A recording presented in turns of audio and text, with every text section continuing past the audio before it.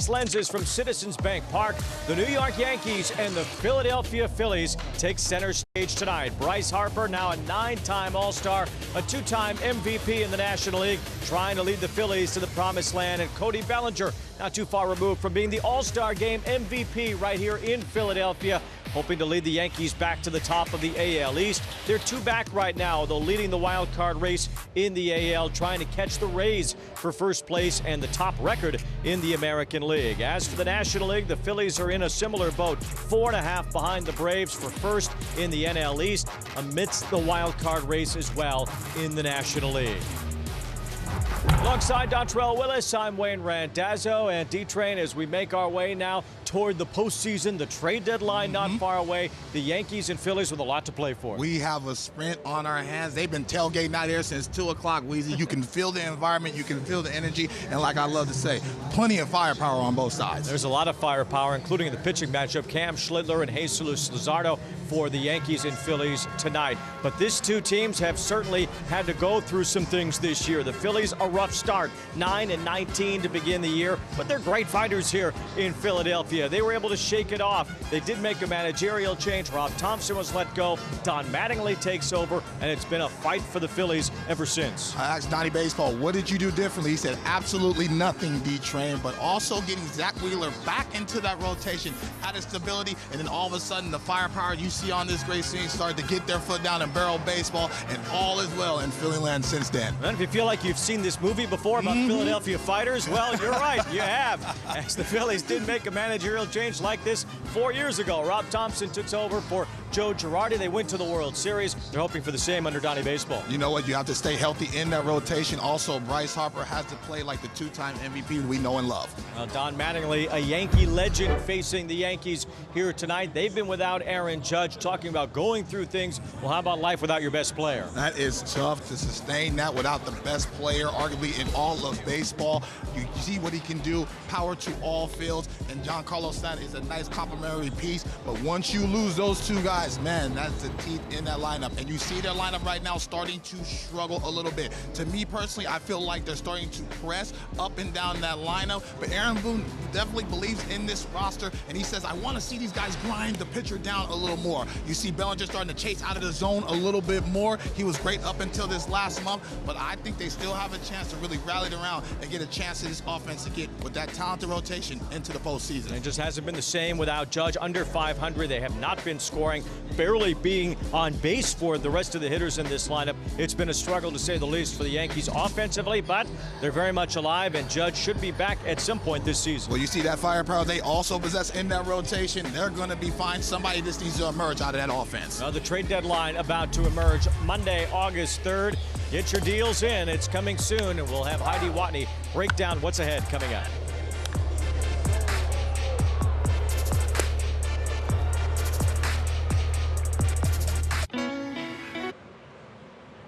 Friday Night Baseball on Apple TV, presented by Lux Lenses, and welcome to the city of brotherly love for a rematch of the 2009 World Series, the Phillies against the Yankees.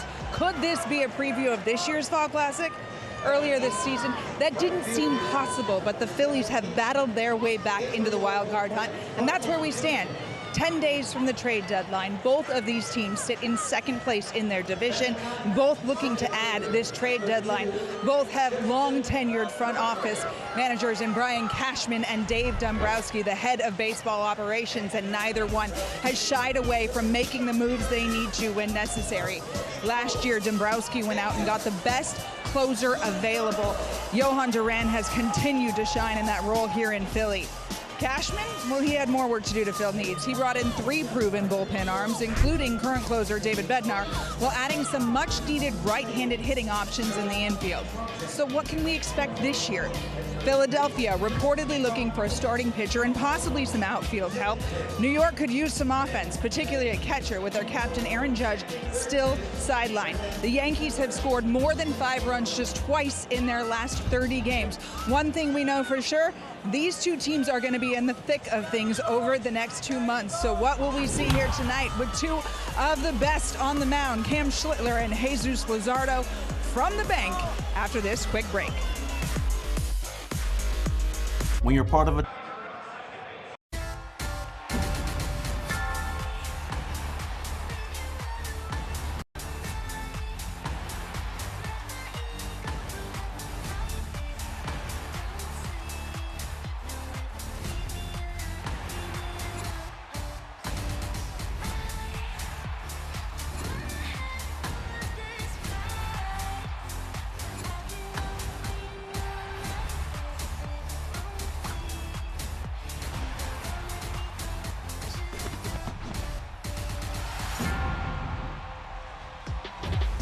Tonight's aerial coverage brought to you by Goodyear, born for the track, built for the street. As we come to you tonight from Citizens Bank Park in Philadelphia, the Yankees and the Phillies opening up a three-game interleague series, a rematch of the 2009 World Series, and a rematch of the 1950 World Series, too. Don't forget about that one. The Phillies are about to take the field. Brandon Marsh, all-star outfielder, standing by with our Heidi Watt. Yeah, Brandon, first-time All-Star this year. What's been key to your success this season? A lot of everyone around me has been a huge, helpful, supportive staff. It's been my teammates, my family, the staff, and really just me being just dumb enough. All right, well, we're 10 days from the trade deadline. Your team has battled back to get to this point to be buyers. What makes it difficult, though, this time of year? It's just the games just get a little bit more intense, and I feel like as us players, we love that. And I feel like that's the reason why we wake up and we train, we grind, we play the game. So, just the weather going to get a little colder here after post-summer, and the game just being a little bit extra. All right, thanks, Brandon. I wanted to give a shout-out to my sister. She just won the USA Track and Field Championships in New York. Thank you for making me look like the worst athlete of the family. Love you, Aaron. Congrats. I love that. Congrats, Aaron. Thanks, Brandon. At least he's telling the truth. He's not bad himself, though. Brandon Marsh making it to the All-Star game for the first time in his career this year. One of 6 Phillies that were represented right here at Citizens Bank Park in Philadelphia. A great host for this year's All-Star game, all surrounding America's 250th birthday. And it was an incredible event to witness, the All-Star game here in Philadelphia. Well, the energy, the environment, the Phillies fans, and really the fans all around the country traveling to this beautiful ballpark. One of my favorite ballparks to ever pitch in. The fans just seem like they're on top of you. They're really into the ball game, and so not a better event that you could have in this ballpark.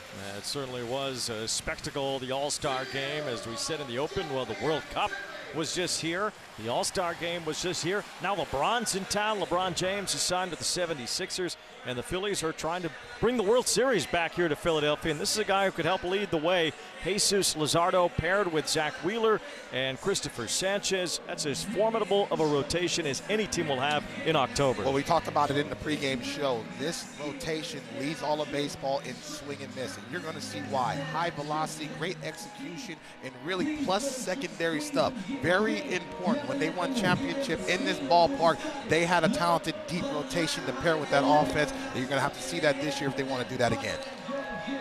Well, Luzardo with the 143 strikeouts in 115 innings this year. Friday Night Baseball, as we bring you our StatCast 3D powered by Google Cloud. He just started throwing the sweeper last year. Now it's his predominant pitch. Well, it's a nasty pitch, and he can throw it to equalize the right-handed batter as well as the left-hander. He does have a lot of velocity with that four-seam fastball, so he keeps him off it. But if he lands that sweeper for a strike and gets swing and miss, it's going to be a tough cover as well as that changeup that falls away from the right-handed batter. Our Car Shield scouting report, Luzardo limiting hard contact in a lot of cases, especially when he throws that sweeper, limiting contact period. He has about a 50% swing and miss rate on that sweeper this season. A first-time All-Star. You know, he and Schlittler both were first-time All-Stars. Luzardo felt it was very important to him to pitch in the All-Star game and represent the Phillies here in their home stadium. Schlittler decided not to pitch in the All-Star game, as the Yankees lineup is brought to you by BetMGM, with Goldschmidt leading off. Ben Rice has carried the weight of the offense with Aaron Judge out. Cody Bellinger has done his part this year as well. He was the All-Star game MVP here about 10 days ago at Citizens Bank Park. I found it odd that Schlittler did not participate in the All-Star game, whereas Luzardo thought it was his duty to do so. Representing the home field, I understand the importance, but if you're looking on the other side of it, you just want to be able to stay healthy because you know you're such an important piece in that rotation. So 2 different views, and I understand both sides of it. Swing and a miss by Paul Goldschmidt as we get started here tonight. Goldschmidt playing first base, as he often does when Ben Rice and he are both in the lineup. There's a strike as that sweeper swings in there, and it's 0-2. For about a month, Goldschmidt was hitting the daylights out of the ball. The Yankees held serve for a couple of weeks without Judge, as Luzardo deals ball 1, but it's been kind of a team-wide slump outside of Rice ever since the last 3-4 weeks. Well, Paul Goldschmidt at the top of the lineup, hitting .337 against left-handed batters this year, and I love that move by Aaron Boone, but Aaron Boone talking about he wants to see his batters grind the pitcher down, and you're not seeing that right there. That nasty backdoor sweeper from Luzardo. Those right-handed batters are going to see a ton of that pitch, but that's exactly what Aaron Boone talked about. Going down way too easily, allowing the pitchers to be efficient and going deep in the ball game and getting to that nasty bullpen. That puts Goldschmidt now 6 for his last 60 with 24 strikeouts in that time. So the woes continue for Goldschmidt. Now Ben Rice takes a high strike. Rice has been the Yankees' best hitter this year without Judge. He's been one of the best hitters in all of baseball. 30 home runs now and 956 OPS. Kind of came out of nowhere. I mean, he started to perform in the second half of last season. He had a good year last year. Just in general, this is a kid they found out of Dartmouth. Wasn't necessarily a high draft pick. And here he is raking, as Aaron Boone puts it. Here's a bouncer to first as Harper flips to Luzardo, and 2 quick outs. The Phillies' defensive alignment. This is a team that's been maligned defensively. 42, negative 42 defensive runs saved this year, which is the lowest figure in the major leagues. Very important to be able to show the ability consistently to catch the baseball, especially in such a hitter-friendly ballpark. You know, one of the best to ever do it, Donnie Baseball. You know, he was one of the better defenders in his generation. First ballot, a Hall of Famer in my opinion, but defending at a high level, very important. This is Ahmed Rosario playing third base today and fouling one off. Don Mattingly was a 9-time Gold Glove winner at first base, a 6-time All-Star as a Yankee, and of course the MVP of the American League in 1985. Here's a grounder off the bat of Rosario. Well, no issues for the Phillies defense in the first. Trey Turner handles that, and it's 1-2-3. So how did these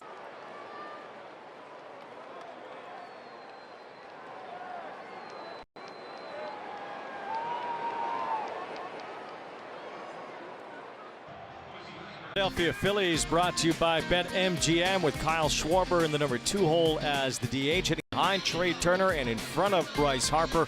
Brandon Marsh in the cleanup spot. Alec Boehm hitting 5th. Stott Real Muto for the Phillies in there as well. Justin Crawford playing center field. A lot of lefties against Cam Schlittler here tonight as Schlittler gets the start for the Yankees. A 2.20 ERA to begin his season. It's been nothing short of outstanding. And right now you'd consider him the favorite for the American League Rookie of the Year. It's been a little bit bumpy though lately for Schlittler as his first pitch is ball 1 to Trey Turner. Comes into the start today, ranked first in the AL in ERA and WHIP, and second in Ks and innings pitched. So he is a horse, and he is really developed in a big game pitcher. He does have a 4.70 ERA in his last 4 starts. He was around 1.5 for the season up until then. 1 ball, no strikes on Turner as Schlittler misses with ball 2. It's going to be the 3 different types of fastballs: the cutter, the 2-seamer, the 4-seamer, and I guess he'll throw a breaking ball in there every now and then, but not often.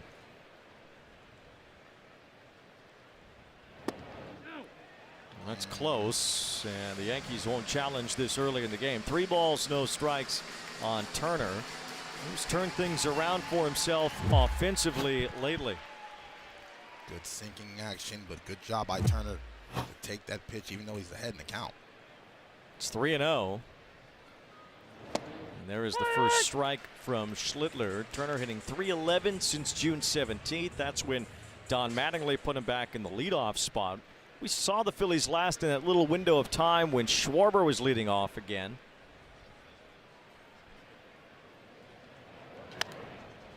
Now full count on Turner as Schlittler has put himself back in the count.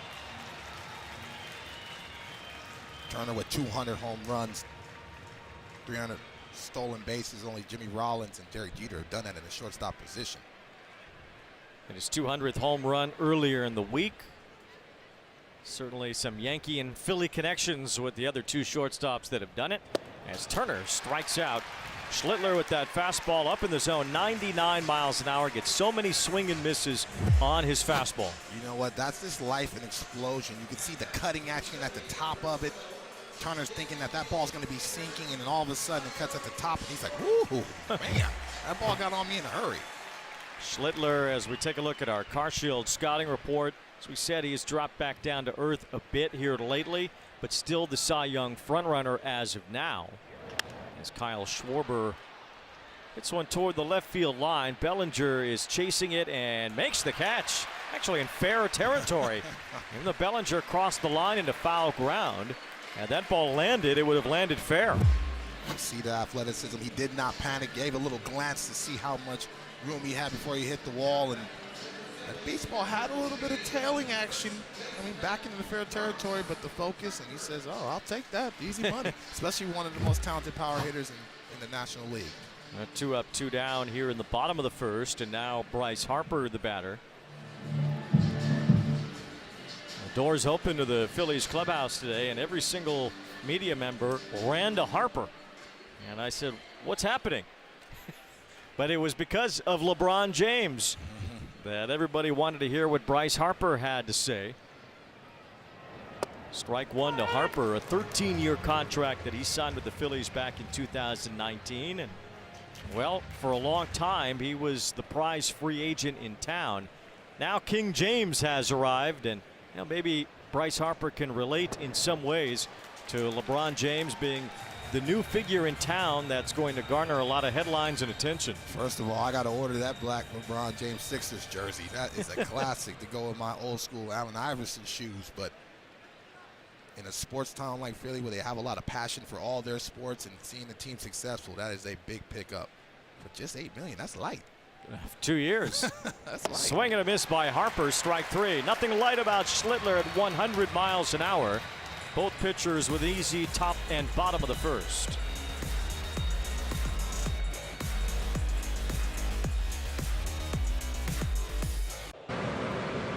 Friday Night Baseball on Apple TV presented by Essilor. Learn more about Verilux XR series and find your local Essilor expert today at Essilor.com. And in part by Firestone Complete Auto Care. Get more life out of your car. 1, 2, 3 in the first for both of these all-star starters. Luzardo with a strikeout. Schlittler had 2. And it might be tough on the batters here tonight. Yeah, this one you need to really bear down and focus and try to get yourself in hitter-friendly counts. Try your best to eliminate pitches, but with the velocity and really the secondary pitches, it's going to be a tough one on both sides. Cody Bellinger leads it off here in the second. 4th Yankee to ever be the All-Star Game MVP. Pitching was pretty good in the All-Star Game too last Tuesday. National League never scored. American League got 3 in the first off Christopher Sanchez, with Bellinger knocking in a 2-run single, and then Ben Rice had an RBI. That effectively was the scoring in the All-Star Game. So Bellinger was given the game's MVP award. 2 balls, 2 strikes on the Yankee left fielder, who has hit really well in the Bronx this year, but not so much away from the Bronx. He bounces one foul here. A 981 OPS at home, 578 on the road. Right now would be the second largest gap in Yankee history. 2 balls, 2 strikes. Bellinger fouls one back. Talking to Aaron Boone, he said some of the bats that he sees from Cody Bellinger, he has athletic ability to get bat to ball and really shorten the swing, especially with 2 strikes. But of late, he's trying to create and really chasing out of the zone and getting himself in trouble. 2 balls, 2 strikes the count. Bellinger is jammed a bit here as he pops it up. Realmuto behind home plate. Just could not reach it up against the screen. As it hit the screen first, and it's a foul ball. Still 2-2 on Bellinger. Not going to deduct 2 points from the fan because he had something. Also, he has those powder blue Phillies jerseys. Those are legendary. Now the Phillies are wearing their City Connects tonight, which aren't. 2 balls, 2 strikes the count on Cody Bellinger. We'll ask Luzardo about it. He fouls it back. You know, Luzardo has struggled here at Citizens Bank Park, at least the overall numbers. He's been better lately. But he said he couldn't really figure out why, and he said, you know, I don't like the City Connects that much. Maybe that's why. Well, I understand. He's got a 6.1 ERA at home. That's the 6th highest in Major League Baseball. It's been better lately. He's just been unbelievable lately. Over his last 10 starts, the Phillies have won all 10. Luzardo during that time is 6-0. A career-high winning streak for the still pretty young Philly left-hander. Bellinger battling here, still 2 balls, 2 strikes. Cody doing a good job thus far, having the velocity down of that sweeper. Starter might have to change the eye level or go inside with that sinker. Your belly, you're just hoping that he hangs that. He swings and misses, strike 3. Now hanging on that breaking ball from Luzardo is a tight spin to strike out Bellinger. 2 outs on strikeouts for Luzardo. This was Harper striking out to end the bottom of the 1st inning, and then he had a little conversation with John Tumpain, the home plate umpire. It looked like he was pointing to the batter's box being somewhat off kilter how it was drawn. This is Jason Dominguez fouling one back. Well, you know, Wayne, we like to watch a lot of sports at home, especially in the offseason. You know when somebody messes with your remote. Does this look all right to you? What is it, too far in front? I don't know. I was on the mound, Wayne. Yeah. Mister, I hit 9 home runs. Now all of a sudden you have nothing to say about the hitter. I wasn't looking at the line. I was looking at who I was pitching against, hitting against. Man, Roy Oswald's a tough cover, Wayne. Understood. 1 ball, 2 strikes on Dominguez, the switch hitting outfielder with some time in right field now that Aaron Judge has missed close to 2 months. Judge's last game was May 31st, and Dominguez is down on strikes. Luzardo just whipping through the Yankees so far, 5 up, 5 down with 3 strikeouts. Now he's being aggressive, not only showing that he can land that sweeper for a strike, but get the depth change. But the reason why these right-handed batters are out in the front, because you have to honor the velocity. He has 95 to 98 miles an hour, so you got to get yourself ready. If you pick wrong, you can swing and miss just like that. Here's Volpe grounding one. Harper has that, and Luzardo just bursting through the first couple of innings tonight. 25 pitches to get 6 outs.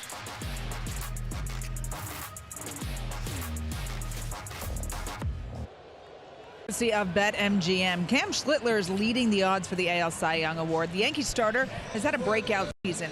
Last week, he went on Mookie Betts' podcast and talked about how he gets motivated. He said before each start, his mental performance coach will share a clip. Could be inspirational, but for him, it's often negative feedback. He said after a rough start against Detroit, he showed him some social media messages, basically telling him he was trash.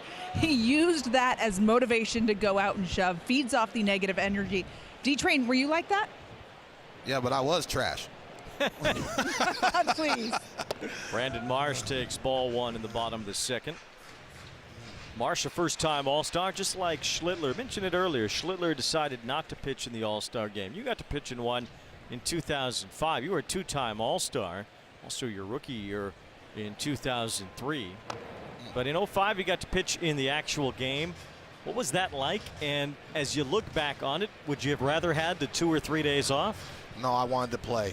First and foremost, got to be on the field with a childhood friend and very popular player as Jimmy Rollins, and I have a cool photo of that. But also giving up a home run to Mark Teixeira and then meeting him at the bar, and he's hugging my mother. So that was a great story as well. But to say to be on the field with the best in the world, and you know, I never was a guy that was assuming that I was going to go to an All-Star game again, because I never did. But you know, I always wanted to be a part of the festivities, and really it wasn't just about me, it was about my family as well. 2 balls and a strike on Brandon Marsh, and Schlittler had his reasons for not participating in the All-Star game. And he was here in Philadelphia. He did take part in the lineup and the introductions and all that, but just elected not to pitch in the game. He may have started the game had he been available to do so. Dylan Cease was the starter instead for the American League. 2 balls, 2 strikes on Marsh. Swing and a miss, strike 3. The reason why, Wayne, he's so talented, being able to have the tunneling of vision of that fastball, all coming out of the same hand slot, arm speed, everything, but you see the movement late in life. And so now the hitter has to make a decision on where that barrel needs to be able to square that up. And that is a tough cover, especially at the movement and the high velocity. He throws all 3 of those fastballs. Statcast powered by Google Cloud. He'll throw one of those 3 pitches over 90% of the time. As Alec Bohm, it's a squibbing ground ball. Caballero diving play from his knees. He throws out Bohm.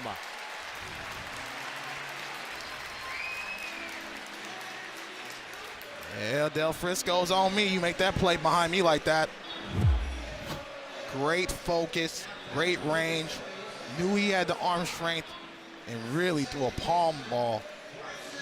Bang, bang play. I love that. High-level defense at its finest. Kind of leaned on that back leg to give him some extra strength, as he was not only down on the ground but off balance at the same time. Beautiful play by Caballero. We have yet to see a base runner so far tonight. Bryson Stott will give it a shot with 2 out, nobody on here against Schlittler.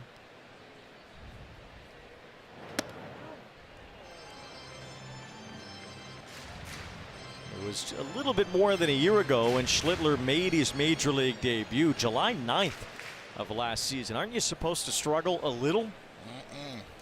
That's not written anywhere. But you saw, especially the way that he commanded that fastball. If you look at all the starts, that start he had against the Red Sox in the postseason, he could have threw 19 innings and the result would have been the same. With that cutting action at the top of the zone, they could not do anything, and really the mound presence really jumped up from there. It was one of the great rookie performances in postseason history, what Schlittler did against the Red Sox last October. And now you see his ERA since his major league debut. He's been one of the best pitchers in baseball right out of the gate. 12 strikeouts, 8 scoreless innings against Boston. You know what I like about him? He really pitches with a chip on his shoulders. I believe that he finds motivation to prove everybody wrong in every pitch. Twice already I've seen swing and miss and he's shaking his head. That's not where I want to throw that ball, even though I got a positive result. 2 balls, 2 strikes on Bryson Stott. And another swing and a miss, strike 3. Schlittler has fanned 4 already. Well, 2 innings. And we have not seen a base runner. 2 excellent pitchers on the mound, and we'll have another one join us on the broadcast. Garrett Cole at the top of the 3rd.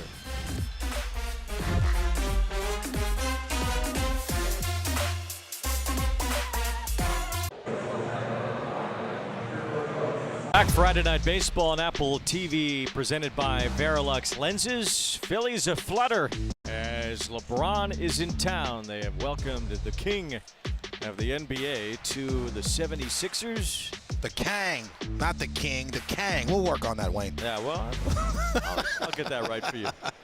Here's Trent Grisham on the first pitch in the top of the 3rd, bouncing out to Bryson Stott. Garrett Cole joins us here in the top of the 3rd inning. Garrett, what motivates you when you see the other starting pitcher rolling through the lineup and then the other guy comes out and goes 1, 2, 3 as well? Do you get into that back and forth? Absolutely. It's a great pitching matchup. So, and the first game of a series, so it's easy to lock in for something like that. Well, Garrett, nice to see you back in the big leagues, man. I love watching you pitch, but I saw something from you being back in the back leg, and we got a challenge right now. Hope it's not from the pitcher, because we don't get those right, Garrett. Take a look at the challenge. It's a strike. That's good. Philadelphia, 2 remaining. But I saw you make an adjustment getting back in the big leagues, going over your head, getting yourself downhill. Is that the reason why? This a timing mechanism? Yeah, I thought that I just really liked the flow of it when I first started messing around with it, and thought it might be helpful for my tempo, really, and I just kind of stuck with it since then. What are some things that you worked on that you wanted to come back and do as soon as you were able to, from a health standpoint? Throw strikes. That was my main focus for a good portion of my rehab. How are you able to sustain the velocity in such a big career? I mean, you've thrown many innings, many big games. Mine went from 91 to 83 so fast in my career. What is it that you do in the offseason or really in the regular season to sustain that? Man, that's it. That's a secret question.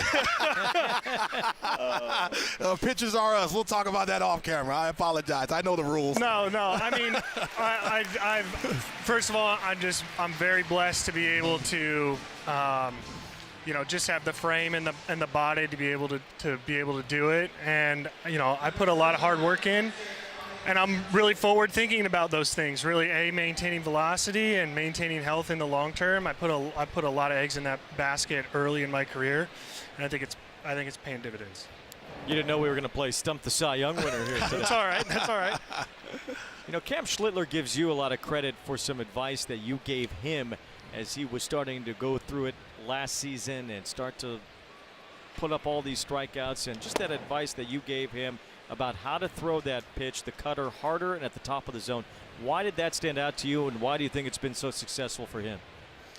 I think, you know, when we were trying to tackle the issue of just being more competitive in the strike zone with a secondary pitch, and then especially in attack counts for him, his slider was missing below the zone quite a bit, and just honestly just tweaking the grip a little bit to kind of shorten the breakup somewhat to give him a little bit more control allowed him to find the strike zone, and then ultimately, you know, consistently hit the top third of the strike zone where it's really super effective. So kind of some of that was just by chance, I think, and sets up well with his natural arm stroke.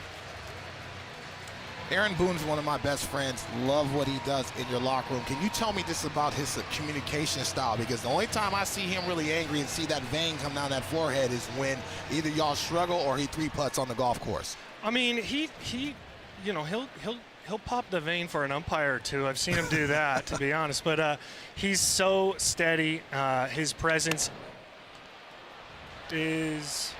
That's not going to make it. No, his presence is, I mean, we look to him a lot of times just for how he goes about his business. All right, Garrett, thank you very much. Thank you. Yep, thank you.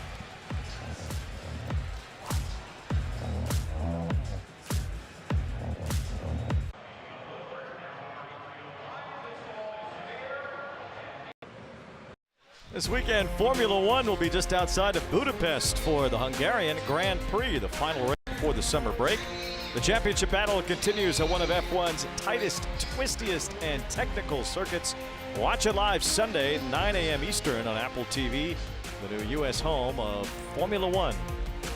Oh, somebody owed me some tickets. Still waiting to hear from him. Well, these Philly fans really got a hold on one another here at Citizens Bank Park tonight. Don't you agree? Yeah, but city brotherly love. Wherever you want to go with that. JT Real Muto leads off the bottom of the third. We have yet to see a base runner tonight. 9 up, 9 down on Luzardo's side. 6 in a row set down by Schlittler, who has struck out 4, and JT Real Muto down 0-2. The occasional breaking ball. Excellent of being able to follow that swing. The lineup has seen a lot of fastball, cutting action, sinker, and all of a sudden changing eye level and velocity. Very key. Put that wrinkle in the back of the hitter's mind. Real Muto hitting .219 on the year. It's been a step back for him offensively. Phillies catchers and Yankees catchers both have not been very productive from an offensive standpoint this season. Phillies are kind of locked into Real Muto. Yankees could be a little bit more creative at the trade deadline, but there's another swing and a miss by a Philly batter. Strikeout number 5 for Schlittler, who has set down 7 in a row. Yeah, being able to change that eye level, slowed him down with the breaking ball. All of a sudden, that fastball at the top of the zone, so enticing. A little bit of a four-seamer, but a natural cutting spin. You can see that, but the ball backs up. So even if you guess right, tough to get on top of that pitch. One out. Here is the right fielder for the Phillies, Gabriel Rincones Jr.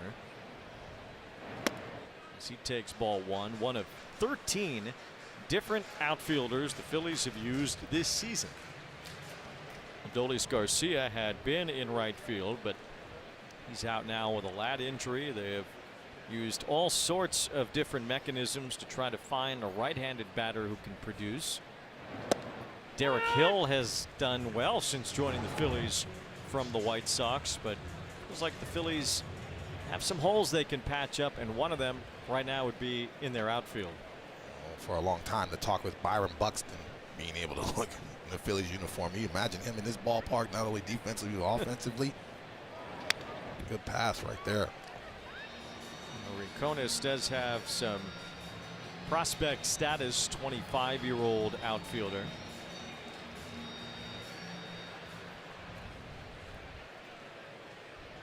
Justin Crawford hitting in the number 9 spot behind him is yet to really get it going offensively as well. Rincones chases a ball in the dirt for strike 3. Rare non-fastball from Schlittler, but it gets the same result. Another strikeout, another swing and a miss.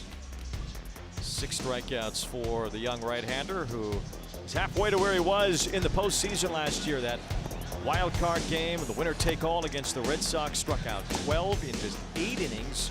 Most strikeouts by a Yankee rookie in a postseason game. He was electric that night in the Bronx. And this is how I know I'm getting old. This young man was in my house eating all my gummy bears years ago, and now he's in the big leagues looking just like his father. It's Justin Crawford, the young center fielder of the Phillies, son of Carl Crawford, who played for Don Mattingly when he was ending his career as a Dodger. Justin is 22 years old. So you were already a big leaguer when he was born. Absolutely. He had high energy and speed when I was trying to chase him around the house. And I think as he develops, you know, he hits the ball on the ground 55% of the time, you know, and he's going to learn how to really elevate that and really have some line drive power. But love his route running, love his aggression, and you know, this is baptism by fire being in the big leagues, especially in this market. There's a little roller that Schlittler handles, so this continues on for both starters. 9 up, 9 down through the first 3 innings.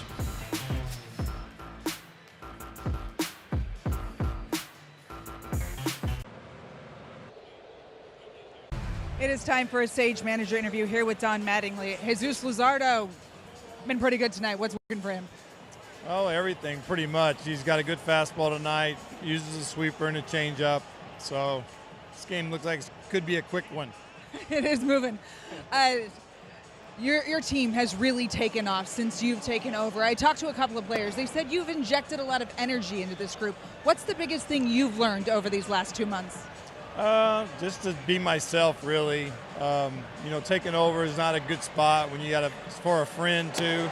So just being myself, let the guys come to know you, and just try to get us playing consistent baseball. All right, thanks, Don. Got it. Don Mattingly takes over for Rob Thompson, who took over for Joe Girardi. Here's Goldschmidt with a fly ball to right. This is deep. Rincones back, and it's gone. Goldschmidt to the opposite field, the first base runner, the first hit, and the first run tonight. That's exactly why he's at the top of the lineup, Wayne. He's done a lot of damage in his career against left-handed pitchers.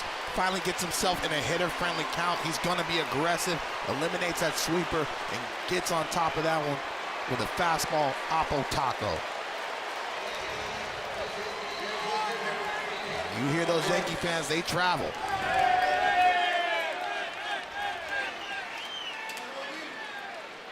Well, this was a nice and close one for them. Of course, the Phillies' main rival in their division is the New York Mets. Those are always spirited affairs in both ballparks. The Yankee fans coming here to Philadelphia and making some noise after that opposite field home run by Goldschmidt.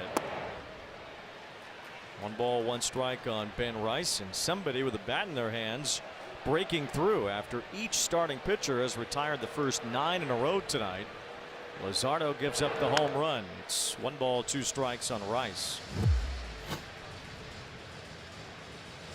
Head down through the baseball, easy swing. Luzardo provides enough velocity and power, almost like a half swing, but that's how strong he is. Ben Rice is down on strikes. 5 punch-outs now for Luzardo.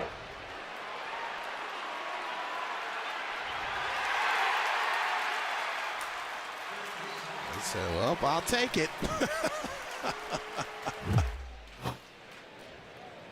It's the 10th home run given up by Luzardo in this ballpark this year. He's only allowed 1 on the road. Strike to Ahmed Rosario. Very difficult place to pitch. It is a hitter-friendly ballpark, especially the warmer it gets.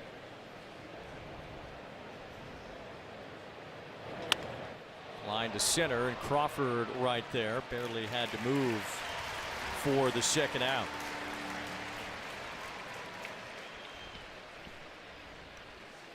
But that's why if you look at their rotation, you need guys with swing and miss. Sanchez, Wheeler, obviously Luzardo. You need that weapon in this ballpark if you want to be successful. Cody Bellinger moves out of the way from ball one. Yankees strike first here in the top of the fourth. Paul Goldschmidt, who had been 6 for his previous 60, punching out that home run to right. But well, Aaron Boone doesn't have too much of a choice with Judge and Stanton out, especially against a left-hander. He needs Goldschmidt to produce again. 2 balls and a strike. Stanton will be back before Judge, most likely. They do expect Judge back at some point this season. They're still waiting for that rib fracture to heal, and it hasn't fully healed, and he's not fully pain-free yet. And the later to the year it gets, obviously there's going to be a ton of urgency, because not only you want him to have that proper movement and not re-injure himself, but you need timing, you know, to go into the postseason. Ball 4 to Bellinger.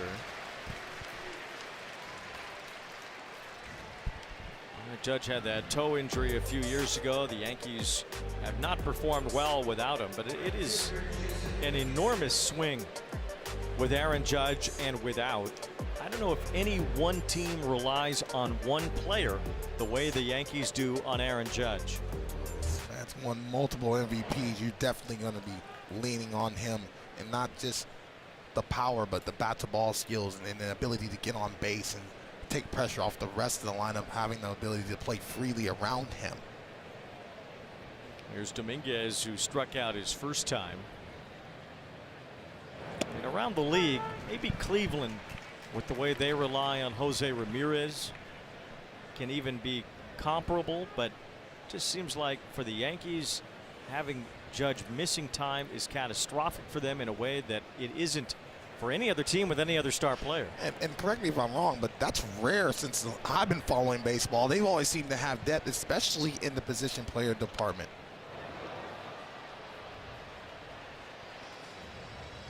It's going to need to be a time here in the not too distant future in which the Yankees are going to have to think a little bit more about life without Aaron Judge. Not even from a contractual standpoint, just from an age standpoint. He'll be 35 next year. And you figure, although maybe Judge is so superhuman that maybe he can last up until he's 40 as being a dynamic star player. But as he gets deeper into his 30s, will that start to catch up to him? Will he be less effective or more injury prone? Well, you're going to definitely have to monitor the standing out there, being such a large human. And can you DH him? Can he be successful in that DH role? Runner going, and throw down to second by Real Muto is in time. Bellinger didn't get a great jump. Real Muto is so quick out of the crouch, and Bellinger caught stealing to win the inning. Gave a glance. He looked like he got in there. Bang, bang play. Yankees will challenge. Oh, I don't think so, Weezy. What you think? I think he is probably going to be called out after this. We'll take another New York look. is challenging the outcall at second base. Replay review is powered by Zoom. See here if that foot does get in. Oh. It's hard to tell when the foot touches. Stop kicking up so much darn dirt. Yeah.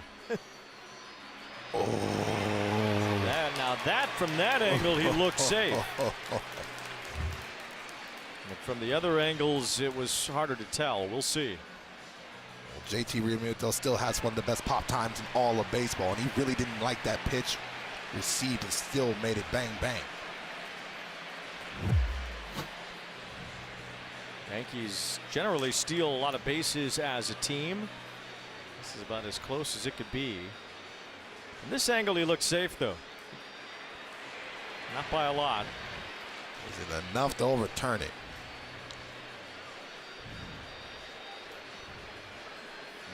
Excellent pop time from Realmuto.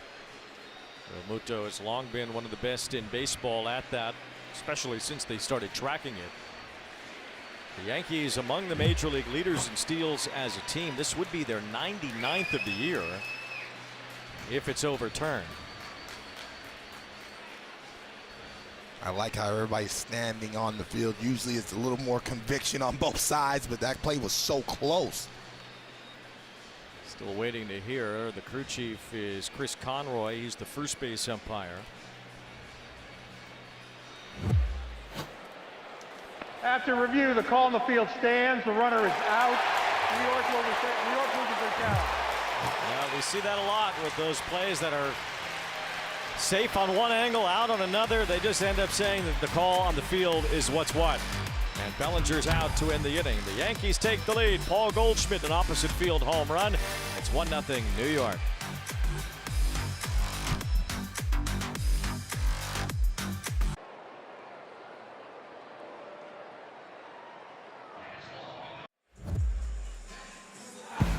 Time for a stage manager interview here with Aaron Boone. Cam Schlittler, 6 strikeouts, 9 up, 9 down. What's working so well for him? Yeah, filling up the zone, getting some early, got a couple early outs in the count, a really good defensive play behind them. Both pitchers are throwing the ball really well, and time through have been pretty dominant. You guys are obviously a very different offensive team without your captain. Does the timeline of when Aaron Judge will be able to be back affect what you guys do at the trade deadline? I'm sure our front office are all over the country are having conversations, trying to look where he can improve. So you never know what's going to happen in the coming days, and we'll see. We expect our captain back at some point this year, but we got to win games in the meantime. All right, thanks, Aaron. Trade deadline is 6 o'clock p.m. Eastern time, a week from Monday. So we're getting there, and teams will have to decide, those teams that are on the bubble, if they're in or out, or if they're at least into the point where they want to acquire players or keep their players, or out to the point where they don't. Well, with that extra wild card system, it feels like even teams that are sub 500 still have a chance, and you really don't want to send that tone to your fan base that you're basically mailing it in, giving up some of your key players. Trey Turner leads off here in the bottom of the fourth, and it's 1 ball, 2 strikes. I mean, you're right. But still, some teams do, and some teams will point to the realistic chances of, let's say you're the Padres right now. You're right around 500. You're not even in one of the 3 wild card spots right now. So are you realistically, do you have a chance to make the playoffs? Yeah. But do you have a chance to win it all? Right. And that's the decision that you have to make, and be honest with yourself. If your ownership and some of your high-ranking front office members, and you're right. And you look at the Detroit Tigers, and that's why that's been a hot conversation, because the arbitration situation, and now he's back healthy, and Turk Skubal. Turner with a ground ball to short. Anthony Volpe plays that quickly to first. 1 out. So do you keep him, or do you chance it that he's going to walk out of there with nothing? But David Dombrowski, he traded for me for a box of sunflower seeds, and it ended up working out for Miguel Cabrera being a Triple Crown winner and a Hall of Famer. But that man right there is a gunslinger. He is not just going to stand packed, and with the backing of ownership and where they are and the age of some of their core players in the 30s, you have to strike right now. That was the deal of the winter meetings when you and Miguel got traded to the Tigers. Kyle Schwarber takes ball 1. I was in Mexico. I couldn't understand, but I saw my face up there. I was in Cabo, like, that's me. The next thing you know, my phone is ringing. I said, I'm going to stay in Cabo for a couple of days. It's snowing in Detroit. I waited on that press conference. But, yeah, it's fun. It's enticing. But with some of these key pieces, Wayne, the value shoots up, because you're not just going to have 1 or 2 bidders. Everybody's going to be able to get in and out if they feel like they have a chance. And every team's going to want bullpen help. Certainly the Phillies will be making calls for that. 2 balls, no strikes as Schwarber lays off a pitch upstairs, and it's 3-0. A lot of talk, too, about the Phillies trying to get a 5th starter. They still haven't even named their starter for tomorrow. Their 5th starter spot is a combined 5-20 this year, but you don't need a 5th starter once you get to the playoffs. You do need some bullpen, though, and the Phillies, I'm sure, will try to beef up that pen. Seems like every year they're in need of better arms in the bullpen. They got Duran last year from Minnesota. He's worked out tremendously, but they're going to need some help getting to him late in games this October as it goes to 3-2 on Schwarber. The Phillies bullpen coming in today has a 4.4 ERA. That's the 4th highest in Major League Baseball. 3 balls, 2 strikes on Schwarber. The Phillies are 17-2 in the game started by Wheeler, Sanchez, or Luzardo since June 15th. 1-12 in the games not started by those guys. So do they need a starter? Well, maybe to get through the regular season, but they certainly need relievers for the postseason. Schwarber lines one to the gap in right center. The Phillies have their first hit, and it's an extra base hit. Kyle Schwarber has a 1-out double.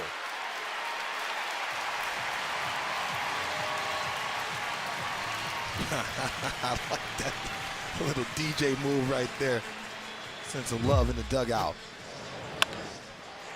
Great job by shortening the swing. 3-2 count. Oftentimes you want to try to tie that ball game up with one swing, but he shortens it. A cutting action down in the zone and doesn't try to get too big on that swing. Excellent hit by the veteran. Doing a little remix on second. It's only the 11th double for Schwarber. Most of his extra base hits end up somewhere in the seats. Damn. Sometimes way up in the seats. He's in scoring position for Harper, who struck out his first time tonight. Schlittler has 6 strikeouts, 2 in each of the first 3 innings. Since the All-Star break, Phillies haven't hit much with runners in scoring position, just 186. 1 ball, no strikes on Harper.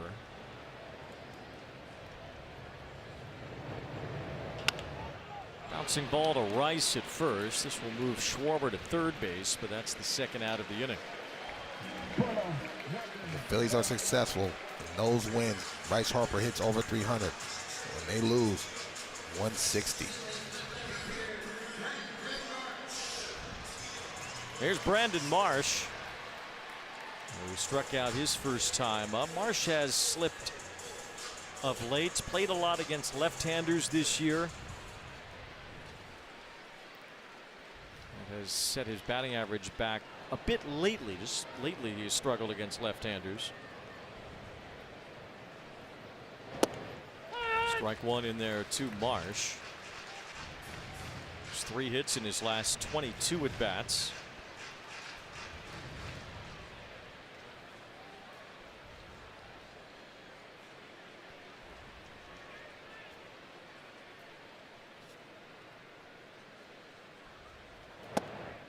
For a while, Marsh was hitting in the 300s, was at or near the top in the National League in batting average. He's fallen way behind in that category now. The likes of Otto Lopez and Luis Arraez still hitting well over 300. Marsh having a respectable year, to be sure, an All-Star, 291. And still his average for the year. So when he's locked in, that ball is barreled, especially missing him up in the zone. You have a chance to drive the baseball. Over his last 16 ball games, hitting 143. First 82 games, 319.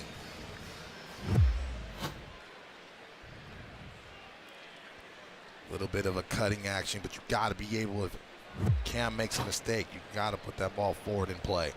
16 homers this year. Marsh tied with his career high from 2 years ago. A swing and a miss. Another high fastball from Schlittler gets a punch out, his 7th tonight, and he strands Schwarber at third.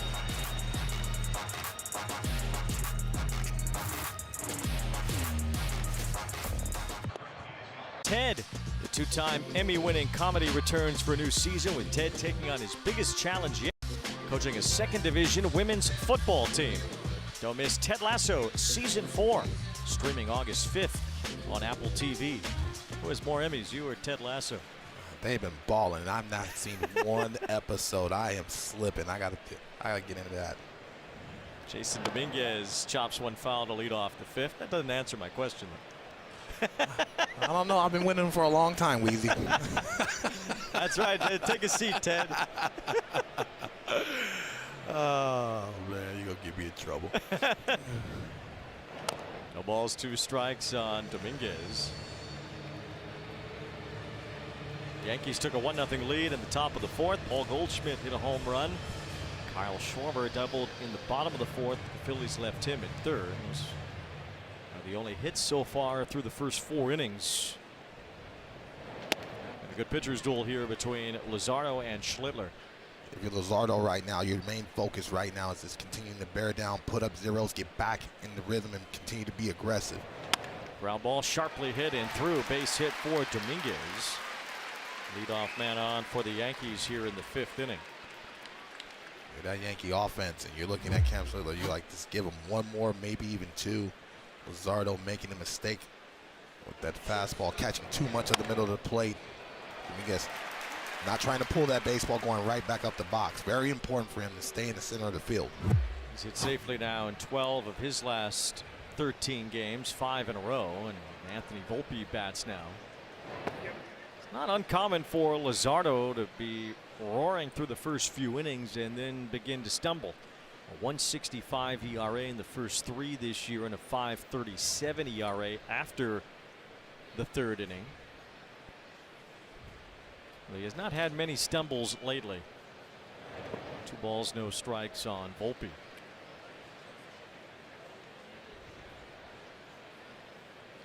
Some of the command starts to get away from him, sharpness, and also second guessing yourself on the mound. You know, just because you're successful with 1 pitch, you have to force those hitters to make and show the adjustment. Sometimes on the mound, we second guess ourselves and end up throwing in the zone or a pitch that we don't want to. 3 out of the zone here to Volpe, and now Luzardo in some trouble after the leadoff hit. Behind in the count to Anthony Volpe, 3 balls, no strikes.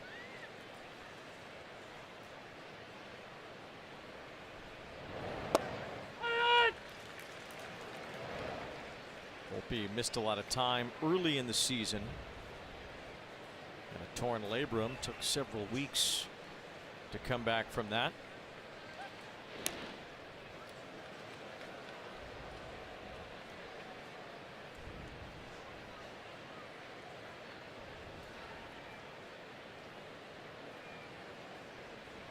Anthony Volpe, you're looking at something dead red to try to drive.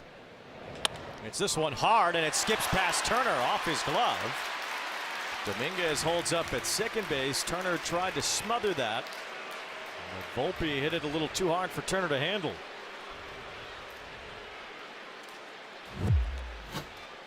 Being aggressive, gets that foot down early. Catches a little bit on the end, but hits it hard. And it's to Turner's left, and he knew that was going to be a short hop. Overextended his arm just a tad, and it caught it off the thumb. Haven't seen a scoring on that yet. Turner does have 15 errors this year. His defense came into focus earlier in the week when he was making errors and hitting homers all in the same game against the Dodgers. Here's Grisham with a fly ball to shallow left. Quick first out after what is ruled another error on Turner, his 16th now for the season.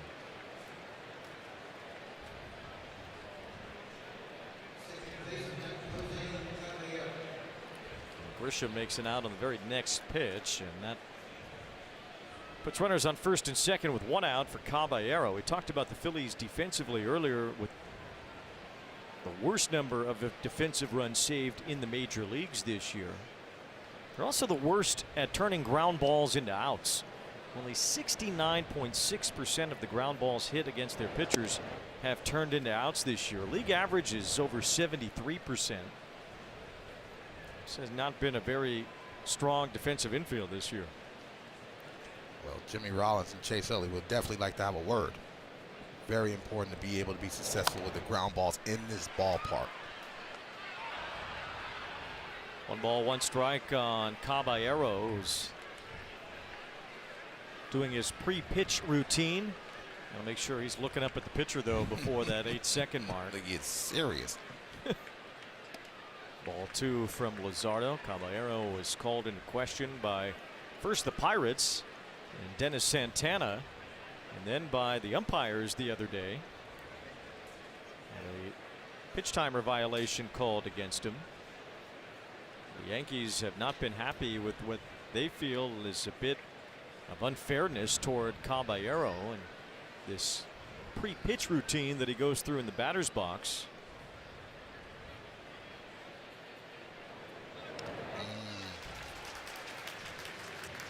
2 balls, 2 strikes on Caballero.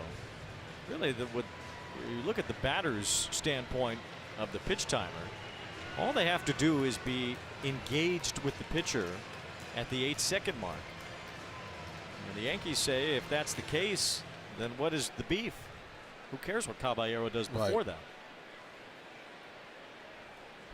There is some language in that rule about deceiving the pitcher. And if you do have a problem, at least give the team a heads up about the timing of that move. I think that's where Aaron Boone got frustrated, because all of a sudden the umpires were called and notified, the team wasn't, and then all of a sudden he's down a strike. Caballero swings through strike 3 here. That's strikeout number 6 for Luzardo as we send it down to Heidi. Yeah, I talked to Jose Caballero. He told me he's done that even back to his days in the minor leagues. He said he uses that moment to take a deep breath and think about his approach in the at-bat. Pitch sequencing, if he's trying to move a guy over.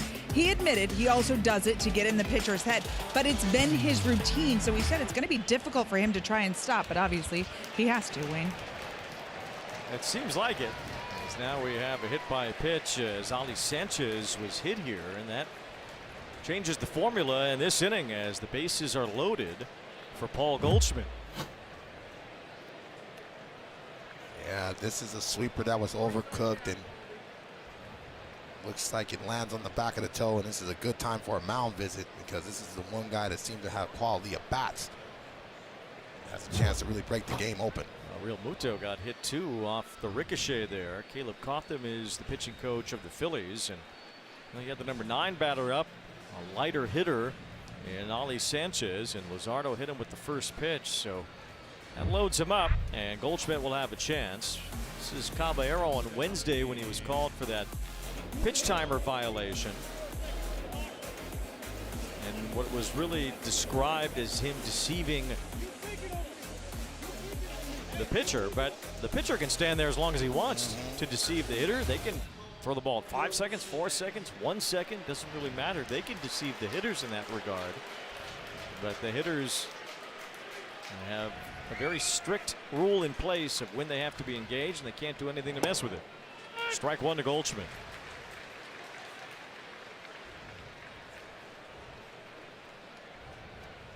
Goldschmidt homered to right his last time, the only run so far in this game. Now he has a chance to bust it open a bit with the bases loaded and 2 outs.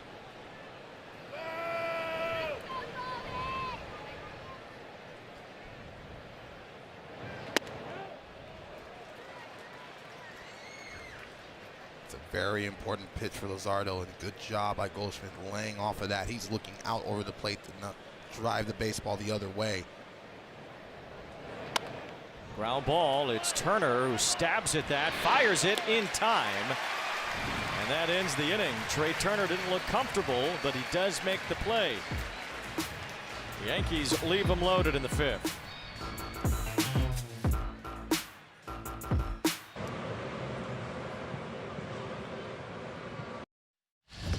Tonight's aerial coverage brought to you by Goodyear.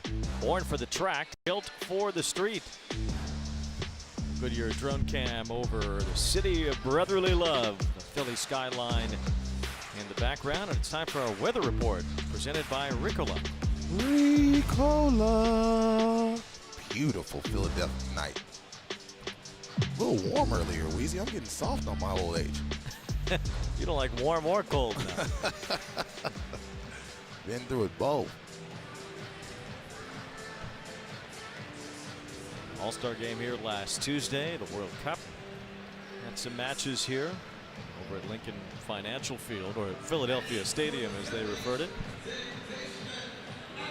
Packed house tonight as expected too, Wayne. Yeah, Phillies Yankees. A rematch of the 2009 World Series, the last Yankee championship. Yankees also beat the Phillies in the 1950 World Series, in which only 2 home runs were hit the entire series, one by Yogi Berra and the other by Joe DiMaggio. Alec Boehm leads off here in the bottom of the 5th against Cam Schlittler. Inside out swing and a one-hopper right to Caballero. So Schlittler continues to roll. 49 pitches, in 4 1/3 innings with 7 strikeouts. StatCast powered by Google Cloud. How Schlittler has gotten it done so far. Yeah, you're looking at the four-seamer at the top of the zone and really being able to use that curveball when he feels like that lineup has a beat on the velocity and the movement. But you see four-seamer, cutter, and sinker. We talked about that in the open. He's going to be able to be confident with all 3 pitches within the strike zone. Bryson Stott is the batter with 1 out. We were talking about it earlier with Don Mattingly and his place as a Yankee legend. He saw the Yankee organization for many years inside and out, worked with many different managers. Mentioned Billy Martin. Said he really liked playing for Yogi, though. He had a really good relationship with Yogi Berra. Can you imagine all the one-liners on a daily basis? I mean, a legend. Said Yogi was just really easy to get along with.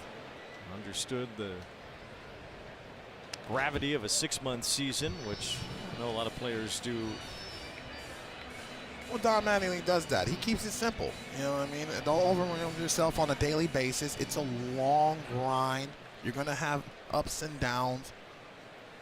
500, 600 ABs. I mean, there's a lot of things that go into that. There's a 1-hopper to short. Volpe stabs at that to keep it in front of him. 2 up, 2 down here in the 5th.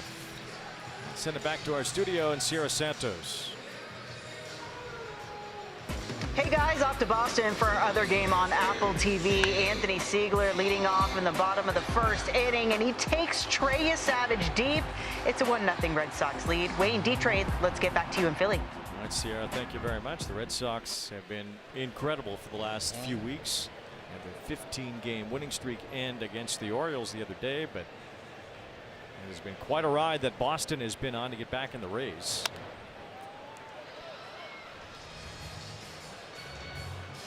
You know, we talk so much on this show about, you know, the struggles of the New York Mets, the struggles of the Philadelphia Phillies in the beginning of the season, but having enough time to change that script, and that's what the Boston Red Sox are doing, because they were one of the teams that struggled, felt like they were going to be sellers. But they said, not so fast, my friend, in that front office. And now you're hearing the urgency and the energy and the Fenway we know and love. And you know, that's the beauty of this sport right here. There's so many games, there's so much time. We've seen epic collapses at the end of the month, you know, at the end of the season. It's fun, and that's why I love the game. Roller up the middle. Volpe can't reach it. Base hit. 2-out single for Real Muto. The Phillies with a man on and 2 outs. 9-game hitting streak for the veteran catcher. Red Sox 15 in a row. It started at Angel Stadium on July 3rd. And it didn't end until July 22nd in the back end of that doubleheader against Baltimore. Well, they be able to beat up on their rival, the New York Yankees, and really getting to that bullpen of the Washington Nationals, and even though their offensive capabilities, but winning games that you expect to win even though you have injuries in that lineup.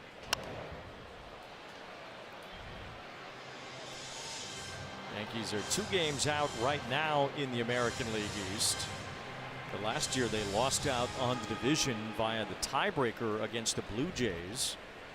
Yankees would have to sweep the Rays the next time they play them to have the tiebreaker advantage over Tampa Bay this year. But again, just like it was last year, that will also decide most likely the #1 seed in the American League, which gives you home field advantage throughout, gives you that first-round bye. So it's a big deal to lock down that division title if it's within reach, and it certainly is for the Yankees, and now it is too for the Red Sox. Give some of your big bats a little bit more rest when they come back. No balls, 2 strikes on Rincones.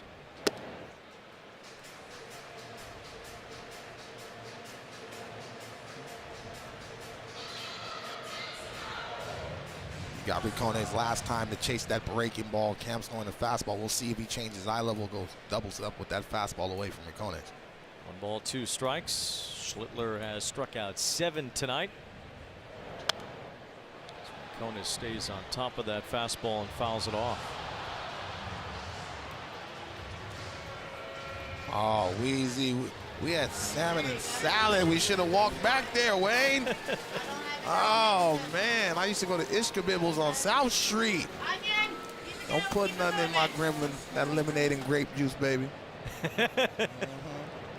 2 balls, 2 strikes. You can get one after the game. Yeah, we might. We might. They're not afraid to talk baseball to me. Good eating out here, man. I don't think they're afraid of anything here. No, they are not. You're gonna get it. You're gonna get with whiz or without? Oh, I gotta get it with the whiz too. In the building. Ooh. 2 balls, 2 strikes. Swing and a miss. Strike 3. Another punch out upstairs for Schlittler. He has 8 in 5 shutout innings.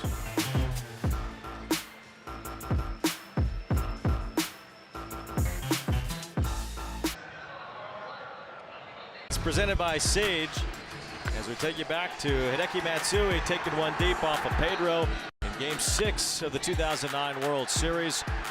Matsui had 6 RBIs and was Jay Happ got victimized too with that extra base hit. So Hideki Matsui, somebody tell him he was about to win the World Series. Oh goodness! Somebody calm down our producer in our ear. Yeah, really. Flashbacks. You got that right. Yeah, they weren't doing that in 03. Matsui was the World Series MVP in 2009. Yankees 1-6. They have not won since that 2009 championship year. The Phillies won the year before in 2008, and they have not won since. That was only their 2nd championship in the history of the franchise. They won in 1980 as well with Aaron Boone's father, Bob Boone, behind the plate on that 80 Philly team, as Ben Rice is down for the 2nd time on strikes against Jesus Luzardo. That's the first out here in the 6th. Jesus doing a good job of getting ahead of their prized weapon, using that sinker. All of a sudden, Rice has to speed up that bat to try to get to that sinker and in on him, and finally throwing a good sweeper. Luzardo has 7 strikeouts, and here's Rosario looking at a strike. Rosario's 0 for 2. Each team with 2 hits. 1 Yankee hit left the ballpark, though, so they have a 1-0 lead. Rosario's made a career at hitting lefties, 291 career coming in his ball game, but has struggled this year, hitting only 209 against left-handed pitching. No balls, 2 strikes, and that's foul tipped and hung on to by Real Muto. Strike 3. Back-to-back strikeouts to start the 6th. Here's Heidi. Wayne, offensively, Yankee catchers ranked 2nd to last in baseball in average and OPS. I asked Aaron Boone if the team would consider moving Ben Rice back to catcher. He said they value his offense too much to risk injury or fatigue that comes with the catching position. You saw some of the names that have been linked with the Yankees. The team is likely looking to upgrade at the trade deadline at the catcher position. Their catching position has been one of the weakest offensively this year. No balls, 2 strikes on Bellinger, and Ben Rice has just become too valuable of an offensive player to tinker with at this point. You're seeing a young man really emerge as a real power threat, very cerebral, studies the pitcher, and now all of a sudden you're starting to see him hit the baseball with authority and really come into his own. It's so important with big man Aaron Judge down. Bellinger lays off, still 2 strikes, but now 2-2 count on the Yankee left fielder. Each starting pitcher now with 8 strikeouts in this game. As Bellinger fouls one off his foot. Starting to see Luzardo's pace pick up a little bit because now he's starting to feel comfortable with that release point. Worked very quickly in the first few innings tonight. Slowed it down in the 4th and 5th innings as the Yankees got to him a bit. Loaded the bases in the 5th inning but couldn't score. Luzardo with 7 more strikeouts on that sweeper, now has 90 strikeouts on that 1 pitch this season. 2-2. Little loop toward the left side. Bohm won't reach it. It's a foul ball. 98 on pitch 88.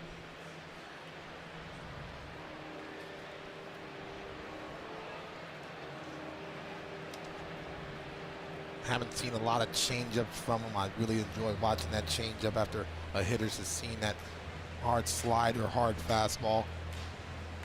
But Cody Bellinger's made a career of being able to make adjustments with his swing, with his balance, with his athleticism, pitch by pitch, situation by situation.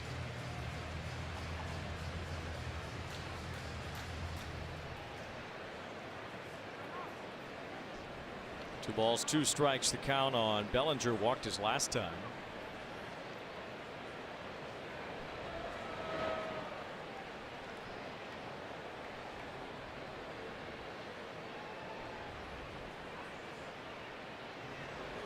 Ooh. He's looking for that slider out over the plate. Luzardo did a good job the pitch before throwing a 4-seamer inner half, but you can tell that he's clearing and allowing that baseball to travel deep. So he's looking for the off speed, and he's daring Luzardo to try to go inner half. We'll see Luzardo's sweeper end up there too often. He got away with that. Back downstairs, but Bellinger didn't chase. Now it's 3-2. See, I've done that before, Wayne. That's from the swing before. You're going to make sure you're going to miss that. Rip it a little harder than you need to miss down. If he chases, he chases. 10th pitch of the at-bat. Bellinger bounces it into right center field. A base hit. Good at bat for Bellinger. Got that pitch count up too for Luzardo, over 90 now. The Yankees would love to get into that Philly bullpen as soon as possible. Absolutely. And Belly was looking out the whole time. Doesn't get big and doesn't need a lot to abbreviate the swing, but the hole was inner half. They kept going away from him, and that's why he's able to hit that ball right back up the box, even though it was rolled over on. 3rd hit for the Yankees tonight brings up Dominguez, who has one of the hits, singled his last time.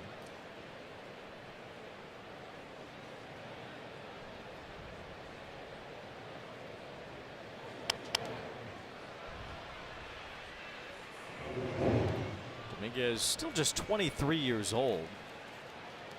He's not quite yet taken off as a major league player. It's this one in the air toward right, toward the corner. And Konis runs it down to end the inning.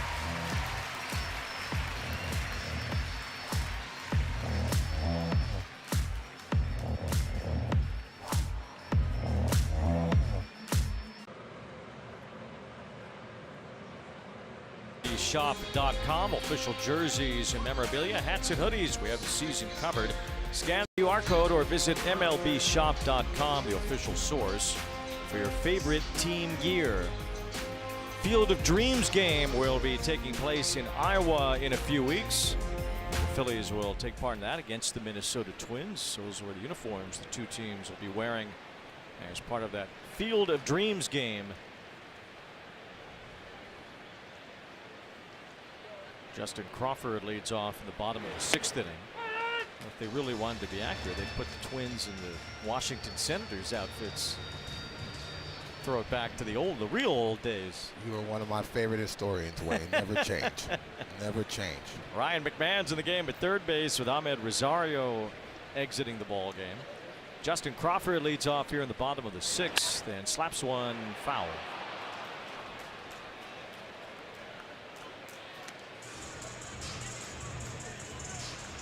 This is a tough matchup for the young man, and he'll learn how to be able to be impactful. Love that he tried to show the bunt to try to move McMahon in. With that velocity and that movement late, he's going to have to focus on hitting that ball to the left side. No balls, 2 strikes, the count. That's strike 3. The punch out from the home plate umpire, John Tumpain. And Schlittler has struck out 9. This is what you call following the swing. Crawford was late on that fastball out over the plate. We're going to move that fastball inner half and just didn't see it. And you see that hip lock at 99 miles an hour throws the sinker. Imagine Greg Maddux, but with velocity 10 more miles per hour. Yikes. 1 out. Here's Turner 0 for 2. Strike 1 from Schlittler, who is 1 strikeout away from his 2nd double-digit strikeout game this year. Fan 13, a career high against the Reds on June 19th. His only other double-digit strikeout game was that game in the playoffs against the Red Sox last year. With 9 tonight, he's up to 154 now for the season.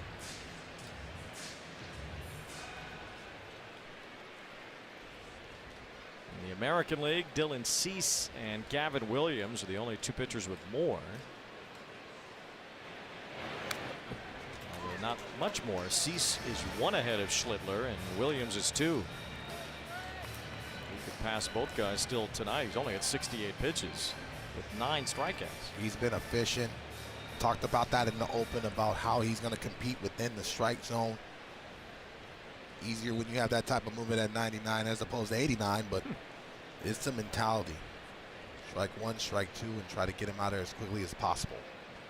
Swing and a miss. There's the 10th strikeout for Schlittler tonight.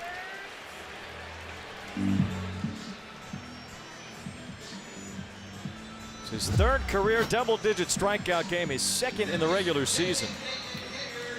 You see that cutting action in the spin, but it hops up just enough to get above that barrel. But the hitter's eyes feel like they can get on top of that, even if you guess right. And it's like, whew, man, that's nasty. That's the 2nd face he's made today. I was going to say, he's had that face on all night. Remember, he made that error earlier as well. Schwarber with a double in the 4th inning has one of just 2 hits for the Phillies. Realmuto has a single as well. One took a bite out of Sanchez behind home plate. Oh my goodness. Thankless job back there. Knocked the mid right off. I don't know what possesses people to catch. Somebody has to do it. They pay those guys too.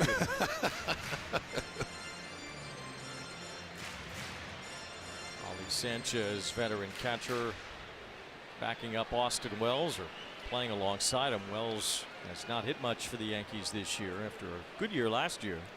0-1 on Schwarber. Another swing and a miss.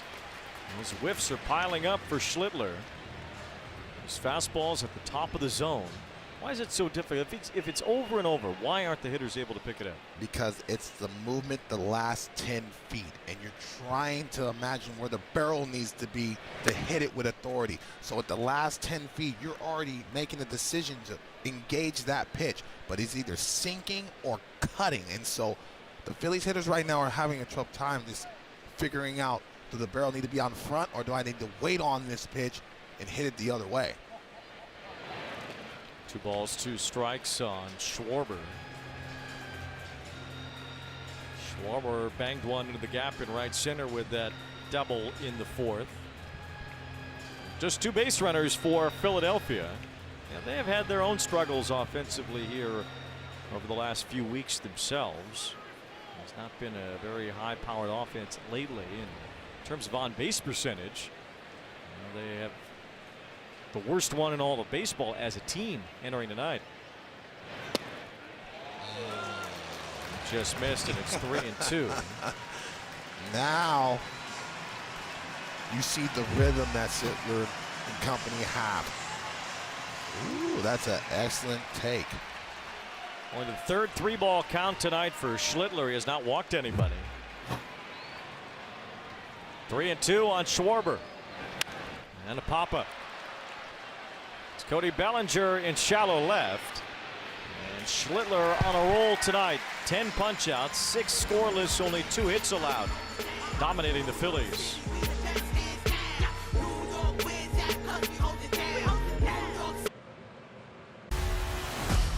The newest of kings, coronated by the rules of the ring. Set the prayer, I ain't new to this thing. Holy garments, watch me do it the mink.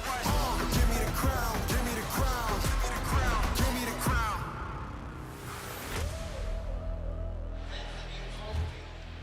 1-0 Yankees. It's the 7th inning in a well-pitched game for Jesus Luzardo and Cam Schlittler. Luzardo's only blemish, a homer to Paul Goldschmidt. Schlittler has 10 strikeouts tonight. At first pitch, Luzardo went out of the stretch.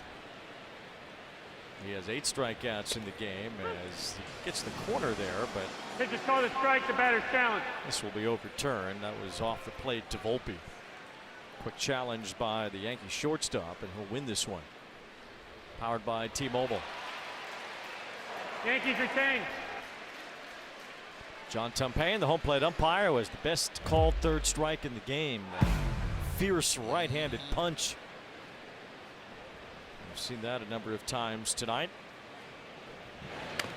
18 strikeouts between the 2 starters. Hey, he's been working all night long. Strike 1, strike 2, and we knew kind of coming into this because of the 2 starters stuff that they possess. but also the offense is kind of sputtering around, and it has not disappointed on the mound. Luzardo is nearing 100 pitches, has only gone past that a few times this year. Jonathan Bolin, right-hander, warming up for Philadelphia. 2 balls, 2 strikes. Luzardo couldn't nab the inside corner there with the fastball. Donnie Baseball is going to have to go to the bullpen soon. 3-2 the count. Swing and a miss, another strikeout. 19 between the 2 starters, 9 for Luzardo. Statcast powered by Google Cloud. You're looking at the strikeouts. That sweeper, we talked about that in the pregame show. One of the best pitches in baseball, and you see some of those pitches are out of the zone. But he challenged this last strikeout. This was here it is, fastball, mano a mano. I'm going to beat you at the top of the zone. It's the first time he's done that tonight, Luzardo. And here's a ball right in his pocket off the bat of Grisham. 2 up, 2 down. Grisham not waiting around. He is not waiting around. He doesn't want to be the strikeout victim. Has Grisham even taken a pitch tonight? No, he must got somewhere to go. Del Frisco somewhere. Well, that keeps Luzardo on the mound here. But I understand the mentality also too. He's just guessing wrong. You know, he doesn't want to allow him to get to that sweeper, especially lefty on lefty. There's Caballero as he swings over top of that. So Luzardo's trying to get through 7 here. Don Mattingly giving him some runway, surpassing 100 pitches now for the night. Season high in pitches thrown is 106. Did that on June 16th against the Marlins.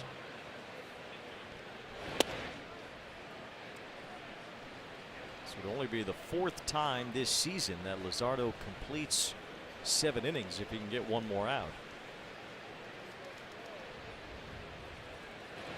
2 balls and a strike on Caballero, has struck out both times today. You know, Donnie Baseball, he's seen these type of matchups in his whole career, and this is an old school type pitching matchup. Let's go out there and match him pitch for pitch.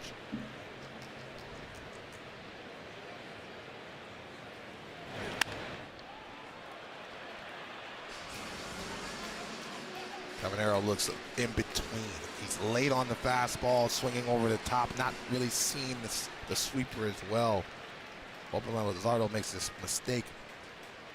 Elevated. Caballero, time base stealing threat if he does get on base. At that point, it would probably be the bullpen's problem. 2 balls, 2 strikes.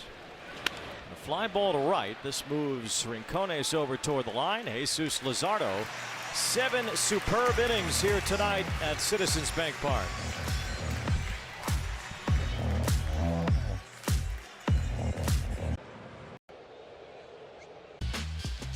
There's the fanatic playing LeBron James. You can make your mark and play as Dontrell Willis. Become a legend at MLB The Show 26. Available now on PlayStation 5, Xbox Series XS, and Nintendo Switch. Rated E for everyone. No Philly welcome quite like a fanatic welcome for LeBron James, the newest member of the Philadelphia 76ers. They stay healthy in the East. Try to knock off the Knicks. Yeah. Saw that guy in the Ewing jersey laying on the ground. He wasn't having that. They wasn't having that. Looked like Sir Patrick himself in the 1994 playoffs against the Bulls. Bryce Harper takes ball 1. They're playing Bulls music during that whole skit. Let it go. We got to get home, Wayne. They were trying. I think they were just making sure we know who the GOAT is. I'm an MJ fan too, but it's a big day in Philly sports. But they got to get somebody on base to try to take this lead late. 1 ball, no strikes as Harper fouls it off his foot. Think about the last month here in Philadelphia with the World Cup, the All-Star game. Now LeBron has shown up. The Phillies are making their move. All of this is happening, and the Eagles haven't even started training camp yet. You know what time it is when those Eagles faithfuls come through. Phillies are hoping to hold off football season as long as possible here as they look to make a run in the National League. 1 ball, 1 strike on Harper. Of course, any run in the National League will go through the Dodgers. The Brewers continue to build a big lead in the National League Central. So it almost seems like it's already set But the West and Central champions of the National League will get the byes, and the East champion will be stuck in that wild card series. 2 balls, 2 strikes on Harper. You know these fans, though, when Red October shows up and that intensity goes up, ticking higher. Like I mentioned earlier in the ball game, this ballpark, man, it can shake. It certainly can. 2-2 the count on Harper. As he inside out swung foul. Phillies are in their City Connect uniforms, but they will take part in the Hall of Fame weekend caps that teams are wearing. As you can see, the Yankees cap, a bit of a throwback hat the Yankees are wearing with the thicker NY letters. Kind of how it looked when Babe Ruth and Lou Gehrig wore those hats. Full count on Harper. It makes you wonder about Don Mattingly's Hall of Fame candidacy as Hall of Fame weekend goes through Cooperstown this Saturday and Sunday. Jeff Kent, Carlos Beltran, and Andrew Jones going into the Hall of Fame, but not Mattingly. As Harper takes strike 3. He wanted to challenge it, but he's out. Previous pitch is called a strike. The batter's down. Strikeout number 11 for Schlittler.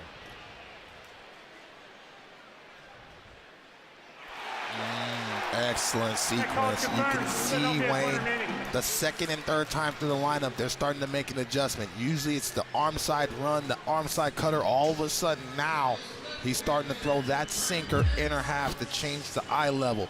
This is a ball. Your eyes are telling you that's a ball out of the hand, and now you're seeing the telling action. It locks you up. You just hope it's below the strike zone. 1 out. Here's Marsh, who has struck out twice today. Ooh, got to hit that one. Yep. Got to hit. You're going to look back on those iPads. I mean, I almost told my age when I say VHS tapes, but it doesn't matter. That's the one cutter right there. Cement mix action. It didn't tail away. Got to be able to barrel that baseball. Marsh could only foul it off, and now it's 1 ball, 1 strike. The Phillies hirsute left fielder Brandon Marsh. Schlittler now 11 strikeouts, 2 off his career high. You know, sometimes you tout a pitching matchup and it doesn't pay off. This one by far and away has paid off. I would definitely buy a ticket. I'm glad I got in for free. You knew. You knew if they had command not only of the fastball but the secondary pitch, it was going to be tough. And it could be one swing that wins and loses the ball game. Well, right now it's Goldschmidt's swing in the 4th inning that's the deciding factor. His home run off Jesus Luzardo gave the Yankees a 1-0 lead. The Hall of Fame emblem on his hat. Maybe he gets a call to Cooperstown one day himself. He's definitely first ballot. I'm sorry. He's been consistent for a very, very long time, and I know we're watching him in the tail end of his career, but those numbers that he put up in a Diamondbacks uniform, oh my goodness. 2 balls, 2 strikes on Brandon Marsh. Put up Goldschmidt's numbers against Joey Votto and Freddie Freeman, the first baseman of his era, and they match up pretty good. 2-2 on Marsh. Fly ball, center field, hit pretty well. Back for it is Grisham, but he has room and tracks it down shy of the warning track. Marsh flies out, 2 down. Our Adobe standout scores. Paul Goldschmidt, will he or won't he be a Hall of Famer? He had a home run back in the 4th inning, the only run so far in this game. Yeah, being able to cut the swing down, have his sights look opposite field, and how many times have we seen that in any uniform, that type of power and plate coverage from Paul Goldschmidt. National League MVP as a Cardinal, had some incredible years as the Diamondbacks, won some Gold Gloves there as well. We asked Don Mattingly today if he thinks about the Hall of Fame, if he's bothered by the fact that he isn't in. He said, you know, getting in will not change his life in any way, shape, or form. And he feels like it's all on the table. The numbers are what they are, and if the voters feel like he should be in at some point, he'll warmly accept it. But if it doesn't happen, he's made peace with it. And I love that, and that's a response from Donnie Baseball that you expect. But being a fan of him, you feel like the impact that he had and the respect he had amongst his peers and the numbers, deserves it. One hopper to Caballero will get Schlittler through 7. Now he fell down on the end of that play, but everything has gone his way tonight. 1-0. The Yankees preserving their lead over the Phillies thanks to their star right-hander.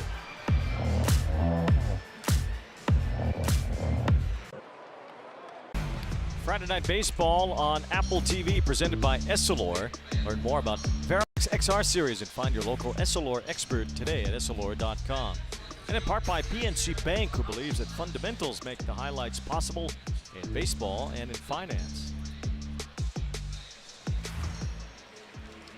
Our pitcher's duel between Jesus Luzardo and Cam Schlittler comes to somewhat of a close with Luzardo's exit after 7 innings. Jonathan Bolin, the new pitcher for the Phillies, here in the 8th.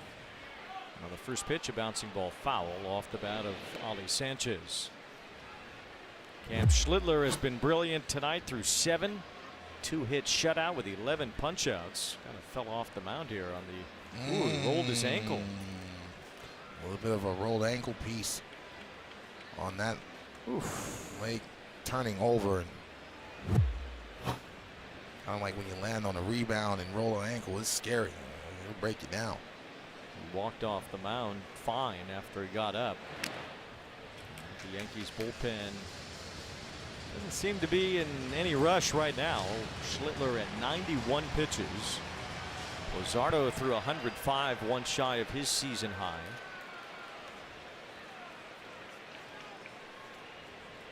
Schlittler's season high is also 106, which he's done a couple of times. It seems like Aaron Boone will send him back out for the bottom of the 8th. No balls, 2 strikes. Phillies have the bottom part of their lineup due in the 8th inning. So if the top of the order starts to get into the mix, I'm sure at that point we'll see a new pitcher.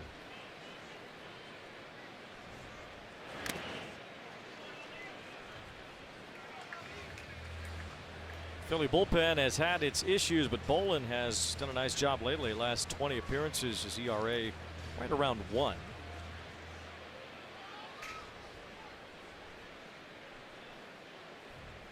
Just don't have a lot of reliability down there outside the 9th inning.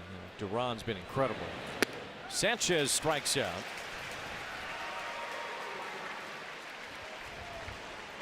One out as Goldschmidt bats. Let's go down to Heidi. Well, I asked Aaron Boone if he thinks Paul Goldschmidt is a Hall of Famer. He said absolutely no doubt. He's one of just 4 first basemen to win an MVP and 4 Gold Gloves. As you can see, Don Mattingly also on that list. He's got over a 65 career WAR. And Goldie and Jeff Bagwell are the only 2 first basemen in MLB history with at least 350 homers and 150 stolen bases. Yeah, Boone said absolutely no doubt, guys. Goldschmidt has driven in the only run tonight, that opposite field home run that he hit off Luzardo in the 4th inning. Leaves after that slider there, 0-2. Goldschmidt, Freeman, Votto, even Miguel Cabrera all in that same category in terms of wins above replacement for first baseman not in the Hall of Fame yet. And none of those guys eligible except Palmeiro. Goldschmidt will be 39 later this year. Still going strong and still fairly productive for the Yankees this year. He's punched out here by Bolin, who has back-to-back strikeouts. Go back to our studio. Here is Sierra Santos. Let's check in on a top target on the trade market in Detroit. Tigers ace Tarek Skubal was lights out, striking out 12 in 7 1/3 innings of work. Tigers on top of the Royals right now, 2-1. Wayne and D-Train, let's go back to you in Philly.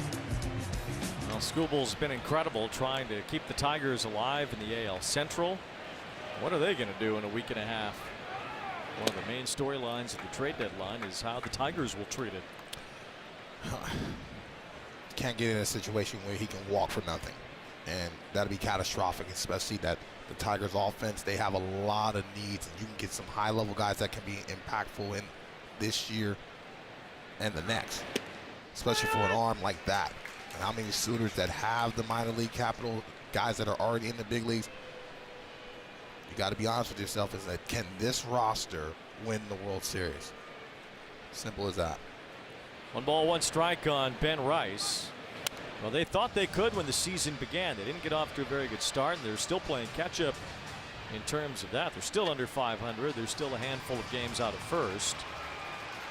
But they thought they could win a World Series at the beginning of it all, and they're starting to play more like a World Series contender over the last couple of months, really since the beginning of June. 1-2 on Rice. So can they carry that through September, then into October, and make their play in an American League that's wide open? Because there's no favorite in the AL. See, that's the problem for the AL teams. You know, you're looking at all these teams that have struggled, and especially in this sport, you just got to get to the postseason and hopefully line up your pitching, and somebody offensively gets hot. 2-2 on Rice, who stays alive. And as we heard from Sierra, best of luck to Lauren Gardner, who has moved on from MLB Network and our Friday night broadcasts, returning to her home state of Colorado. We wish Lauren the best. Pure class. We're going to miss you, Red. 2 balls, 2 strikes on Rice. Swing and a miss, strike 3. Well, Jonathan Bolin has entered the pitcher's duel, and he strikes out the side in the top of the 8th. Cam Schlittler has been in command tonight. He'll take them out with a 1-0 lead in the bottom of the 8th.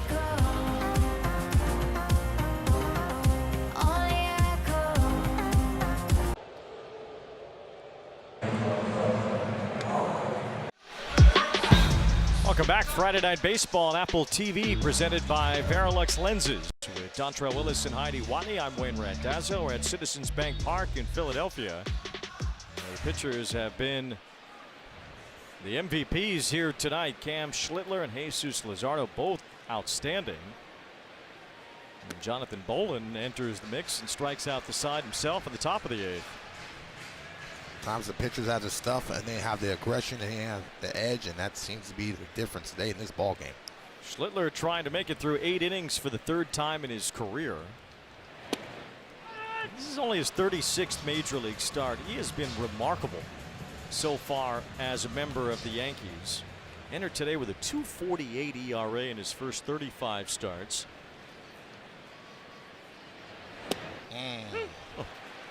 Guess wrong. That's a bad feeling. His ERA 2.20 entering today, lowest by a Yankee at this stage in the season since Ron Guidry had a 1.99 ERA in 1978. But now Schlittler's is at 2.08 after 7 shutout innings so far tonight. He's ahead of Bryson Stott. 1 ball, 2 strikes. Swing and a miss. Another strikeout, number 12.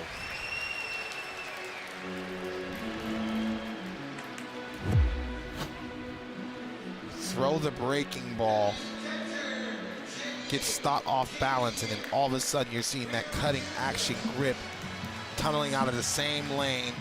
So you slowed him down and then you sped him up with that cutter at the top of the zone. Excellent sequence.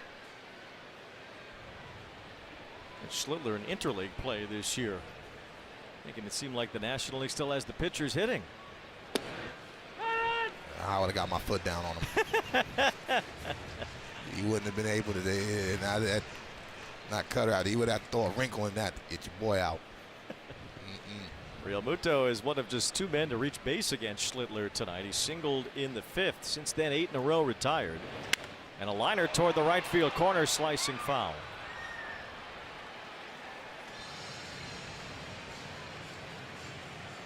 Not a lot to celebrate for the Philly faithful thus far, because Cam Schlittler has been absolutely excellent, and he's been even better on the road. And so we talked about the chip that he plays with and pitches with. I was one of them that I liked being on the road more than at home. Ground ball to base hit. Real Muto has 2 tonight. It's only the 3rd Philly hit overall. And a man on, the tying run on with 1 out. I don't like that pitch call, Wade, and I'll tell you why. This is a breaking ball that speeds Real Muto's bat up. He just fouled the ball late. And so all of a sudden you're getting more time to recognize that pitch. He gets his foot down and is able to barrel that baseball. Schlittler has thrown more curveballs than usual tonight. But that one cost him a base runner. Now Rincones is due up. As the Yankees meet on the mound, that could be to give Brett Hedrick more time in the bullpen. Hedrick is loosening for New York. Right now, Schlittler's road ERA for the season is 1.08. That would be the best in Yankee history by a pretty wide margin. Whitey Ford, the Hall of Famer, had a 1.27 road ERA in 1958 for the Yankees. So Schlittler has that beat right now by 0.2. There's still a number of road starts ahead of him this season. He has to finish this one as well. The batter is Rincones, who has struck out twice tonight. That hit him. It was a glancing blow. Rincones just stood there and got grazed. The first free pass of any sort from Schlittler tonight. Yeah, overcooking that cutter. It's a glancing blow right above the kneecap. That might be it. With a 2-strike hit and then a hit batsman, Cam Schlittler leaves with the lead in doubt. It's 1-0 Yankees. The Phillies are threatening in the bottom of the 8th.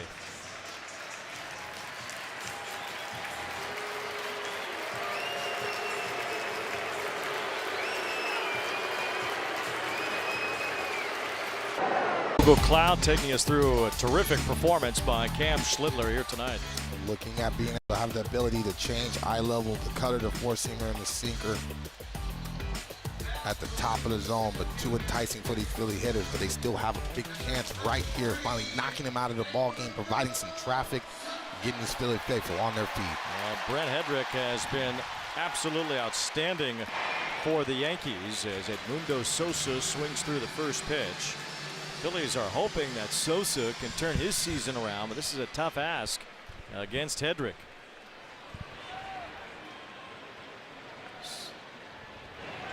He loops it toward the left field corner. It's falling. It's foul. Trying to elongate that swing on that Hendrick off speed. Thought he waited long enough to be able to keep that barrel fair. Runner at second base, Real Muto. It's Derek Hill now at first base as he is running for Rincones. So the Phillies with first and second, one out. It's 1 ball, 2 strikes on Sosa. Sosa was supposed to be an enforcer for the Phillies from the right side against left-handed pitching. He has not really been that this season.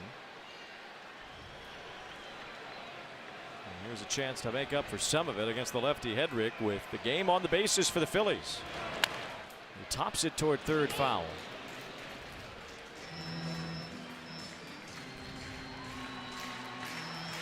Hedrick has been excellent with inherited runners. A couple other Yankees have as well, Fernando Cruz and Tim Hill. Hedrick's only allowed 1 run in his last 19 appearances. Sosa lines it to right, base hit. Real Muto gets to third. He's held there. The throw comes in from Dominguez. A good throw to the plate as the Phillies load the bases. Sosa, a pinch hit single. Excellent piece of hitting by Sosa. He's going to allow that baseball to travel deep. Gets the foot down early and doesn't try to be too big with that swing. But the ball was hit too hard, Wayne, and with Dominguez's throwing arm, Real Muto has to hold up at third.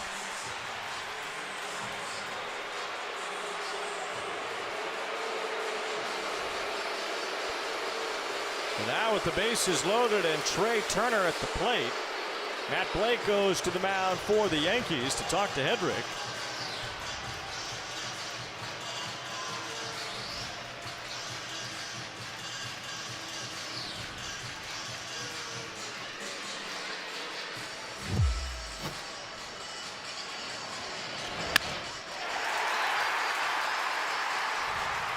Cam Schlittler watching that base hit fall. Those are his base runners now at second and third base.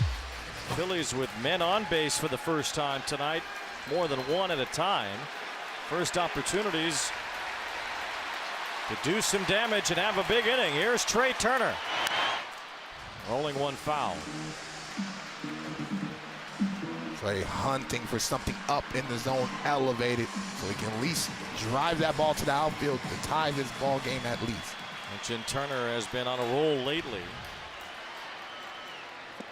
He's out in front of that, and it's 0-2. That sweeper for Hedrick is really similar in some regards to Luzardo. Gets a lot of swings and misses in the same way that Luzardo's does. Yeah, a lot of depth change down with that deception and arm angle, along with that split finger, a tough cover. No balls, 2 strikes. Hedrick's ahead of Turner. Another one in the dirt. This time Turner lays off. Also, if you're Hendricks, even though you have the tying run on third, you cannot eliminate that off speed down in the zone to try to get Turner to chase. Hedrick gets a lot of chases and a lot of whiffs with that slider especially. It's tough on right-handers. Bounce that one though, and it's 2-2. Ooh, a little B-train special right there.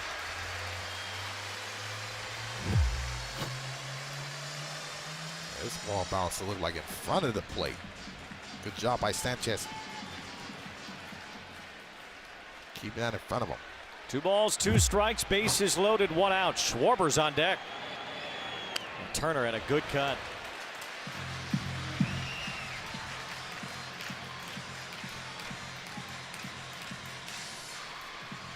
Mentioned Hedrick has been tougher on right-handers by a pretty wide margin in terms of OPS. He'll have to deal with the lefty next, even if he gets Turner. Bases loaded, 1 out. Phillies threatening in a 1-0 game. And Turner stays alive.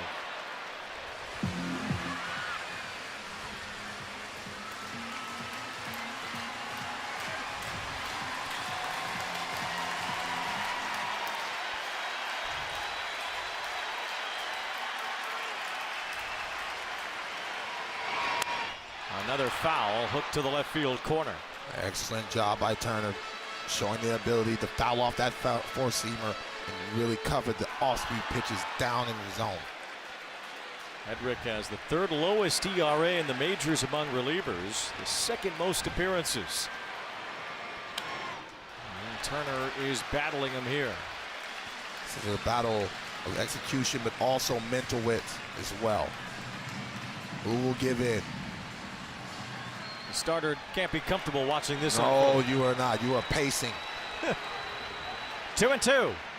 Turner lines it to shallow left. Bellinger's there. He makes the catch. Real Muto will not try to score. Bellinger fired it into the cutoff man. And that's the 2nd out here in the 8th.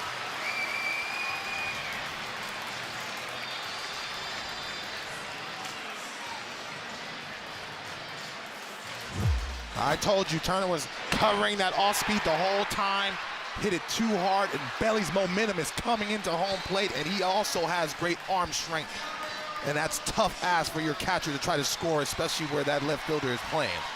That would have been a beautiful one-hop throw, and he'd been thrown out by 20 feet. And just like Dominguez on the Sosa hit, Real Muto had to hold at third with Dominguez firing it home. Ball 1 to Schwarber. So the Yankee outfield arms have kept Real Muto at third base. He's the tying run. Hill is the go-ahead run at 2nd, and Sosa's at 1st. 2 good throws to the plate from Dominguez and Bellinger. Kyle Schwarber. A foul. That one ricocheted off the catcher Sanchez.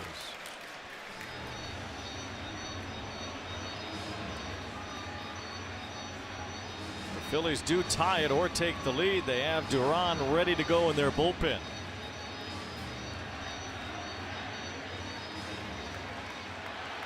Schwarber, let's be honest, he crushes anyone in sight. Lefty or righty. It's ball 2.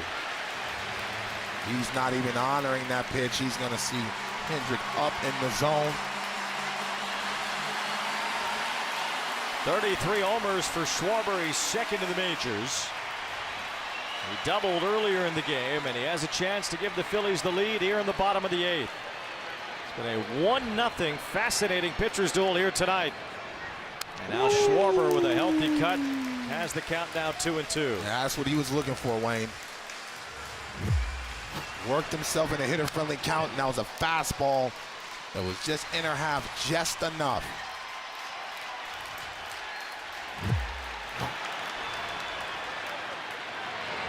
Ball 3. Schwarber has not shown any signs of chasing that slider. He's not honoring it. He doesn't believe that he can throw it for a strike, and he will live or die with that situation if he does. But he is hunting and focused on the four-seam fastball right now. Well, it might be July, but it sounds like October here at the bank.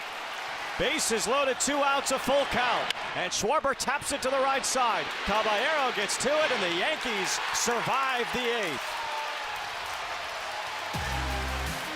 What a job by Hedrick.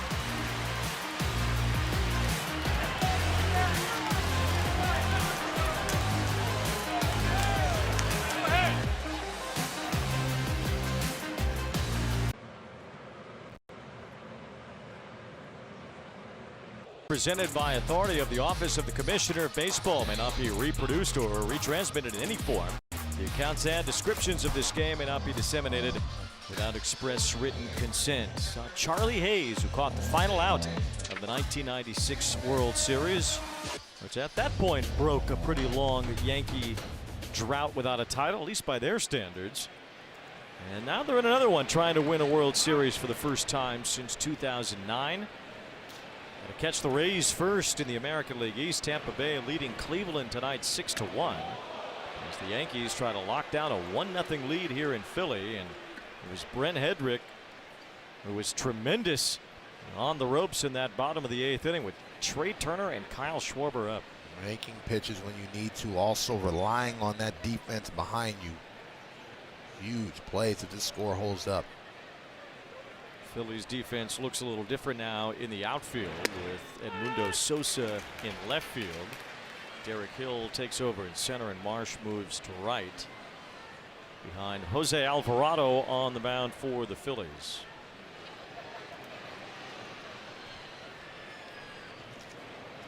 First at bat for Ryan McMahon tonight. 1 ball, 2 strikes. Alvarado with that power sinker, anywhere from 97 to 100 miles an hour. Giving up a lot of hits this year, Alvarado. 44 hits in 36 innings. Normally in the past when he'd gotten in trouble is because of the walks, but this year he's just been hit around. Opponents have hit close to 300. And he almost hit McMahon. In fact, he did.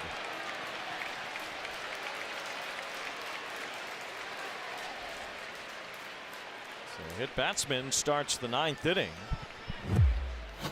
Yeah, he's trying to go to that slider, and it just pops up out of his hand and really get the fingers on top of it.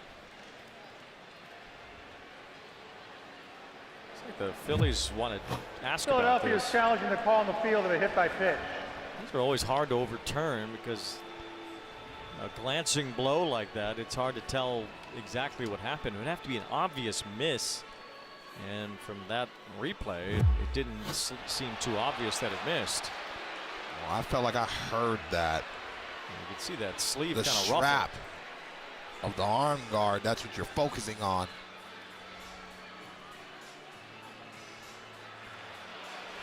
Yeah, this will at least stand, if not be confirmed outright.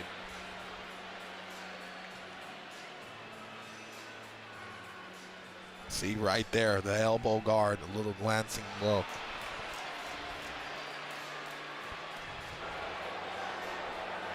After review, the hit by pitch call is confirmed.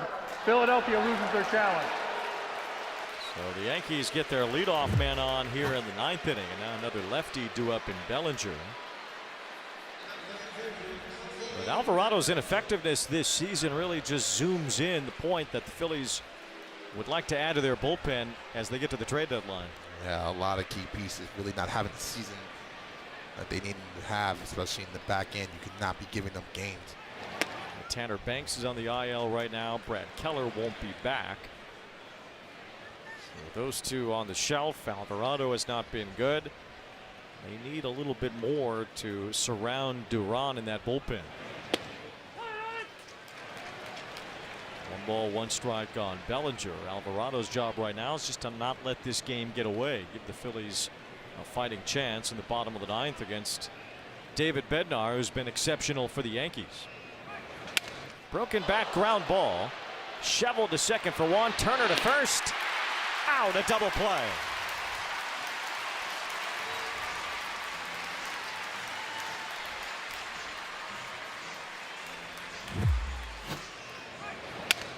Nice little cutter, just enough, and stop with the great release, great feed.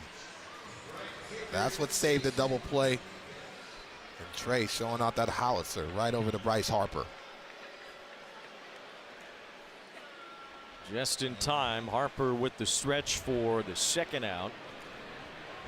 Now the base is empty with Dominguez at the plate. He had a base hit earlier. Only 7 hits total in this game. Yankees with 3 of them. The Phillies now have 4 after putting up 2 in the bottom of the 8th. Just 1 run on the Paul Goldschmidt home run in the top of the 4th. Line to left. And caught by Sosa to end the inning. It stays 1-0. Phillies will have Harper, Marsh, and Bohm due up in the bottom of the 9th.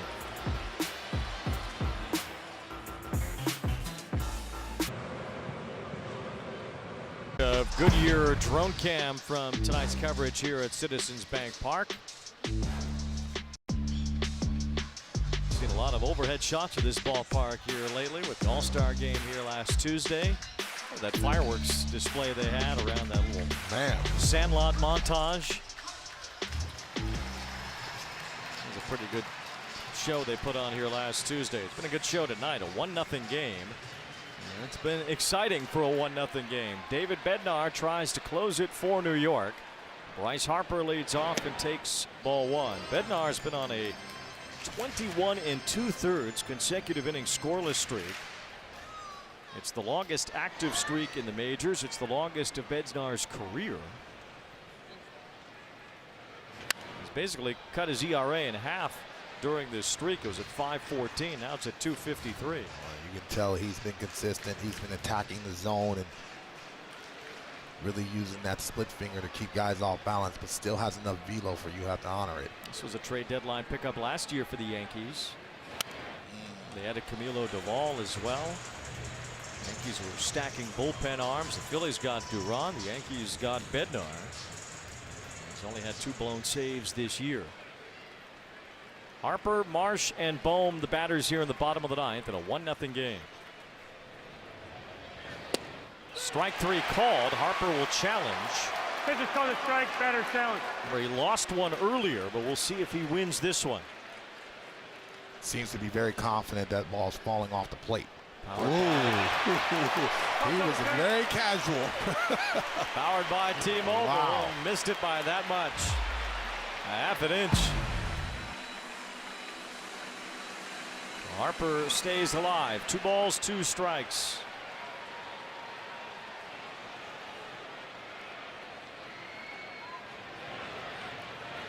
Swing and a miss. This time Bednar gets him.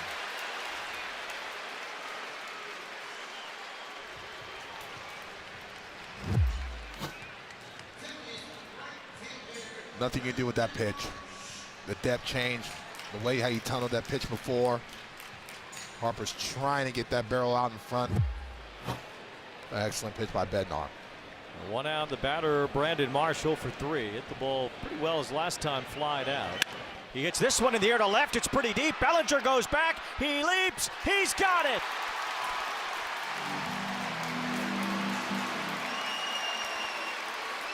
Man, Wayne, can he go get that baseball with the best of them? It doesn't matter what he's doing offensively. His route running, angles, this ball felt like it turned him around just a hair. Knew where he was to time that jump. And that's why he has that gold patch on his glove. Might have another one before this year is over. He robs Marsh of extra bases and leaves it up to Alec Bohm with 2 outs and the base is empty in this 1-0 game. The Yankees scored in the 4th on a home run by Goldschmidt.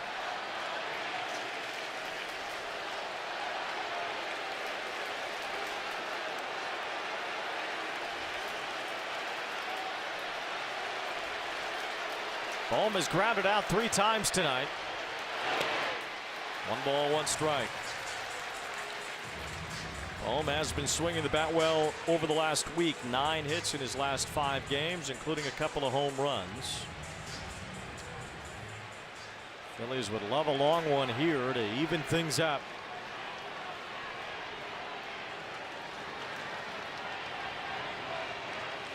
Ground ball. It's McMahon scooping and throwing out Bohm to finish off a 1-0 win for New York. An incredibly well-pitched game. Paul Goldschmidt's homer holds up, and the Yankees beat the Phillies 1-0. Yeah, the veteran Paul Goldschmidt getting his foot down and hitting an opposite field home run, but Cam Schlittler was absolutely excellent tonight. He had the mound presence, he had the command, not only just with the cutter, but with the four seam and the sinker. This was a very fun pitching performance from both sides today. The 10th Yankee shutout this year. Hands the Phillies only their 8th one-run loss of the season. The Phillies a major league best 19-7 in one-run games entering today. But they're on the wrong end tonight. Schlittler was just too good. Goldschmidt took Luzardo deep, and the Yankees, with Tampa Bay up 7-1 tonight, will at least hold their ground in the American League East. And saw some really critical defensive plays late, Wayne, and some really good throws from this Yankee outfield. Phillies trying to catch up in the National League East, 5 back right now. Our PNC plays of the game. Well, you said it, the Yankee outfielders in that bottom of the 8th made it difficult for the Phillies to get home. You're talking about JT Realmuto, one of the more athletic catchers in all of baseball, but you look at Dominguez getting behind that throw, he would have been thrown out by 20 feet if you got to send him. You know the arm strength from everybody in that outfield, but this was the game. Line drive to Cody Bellinger. His momentum is coming in there, and all of a sudden you see from the left field side, that throw, and you see the frustration and the opportunity that got away from the home team. Now Cam Schlittler happy to see the defense come through on a night where he excelled, struck out 12, and he's standing by with Heidi Wanda. Cam, you're the leading candidate for the Cy Young Award, so dominating is no surprise, but you seem to be even better on the road. Does dominating in an opposing ballpark like this fuel you? Yeah, it's a good feeling. Obviously, Philly's loud. Got a good experience of that, last week in the All-Star game, and it's a lot of fun. It's a great environment to pitch in. 12 strikeouts tonight. What was working for you so well to get the swing and miss? Yeah, again, able to establish the curveball early. I think that allowed me to play off the four seam and the cutter, and then slip the sinker in there late as well. What about going up against Luzardo? You guys were both throwing up zeros for most of the game. Does that drive you as well? Yeah, again, he's a great player. They got a great offense as well, so it's gonna be a close game, and I try and keep it as tight as possible. You rolled your ankle there. You okay? Yeah, I'm good. Just fell off a little bit. All right. What do Yankees need to do right now to go on a run? I think you just got to take the momentum. Again, great team here, great environment. They've got a good chance to go win the series and get a sweep. All right, thanks, Cam. Thank you, I appreciate it.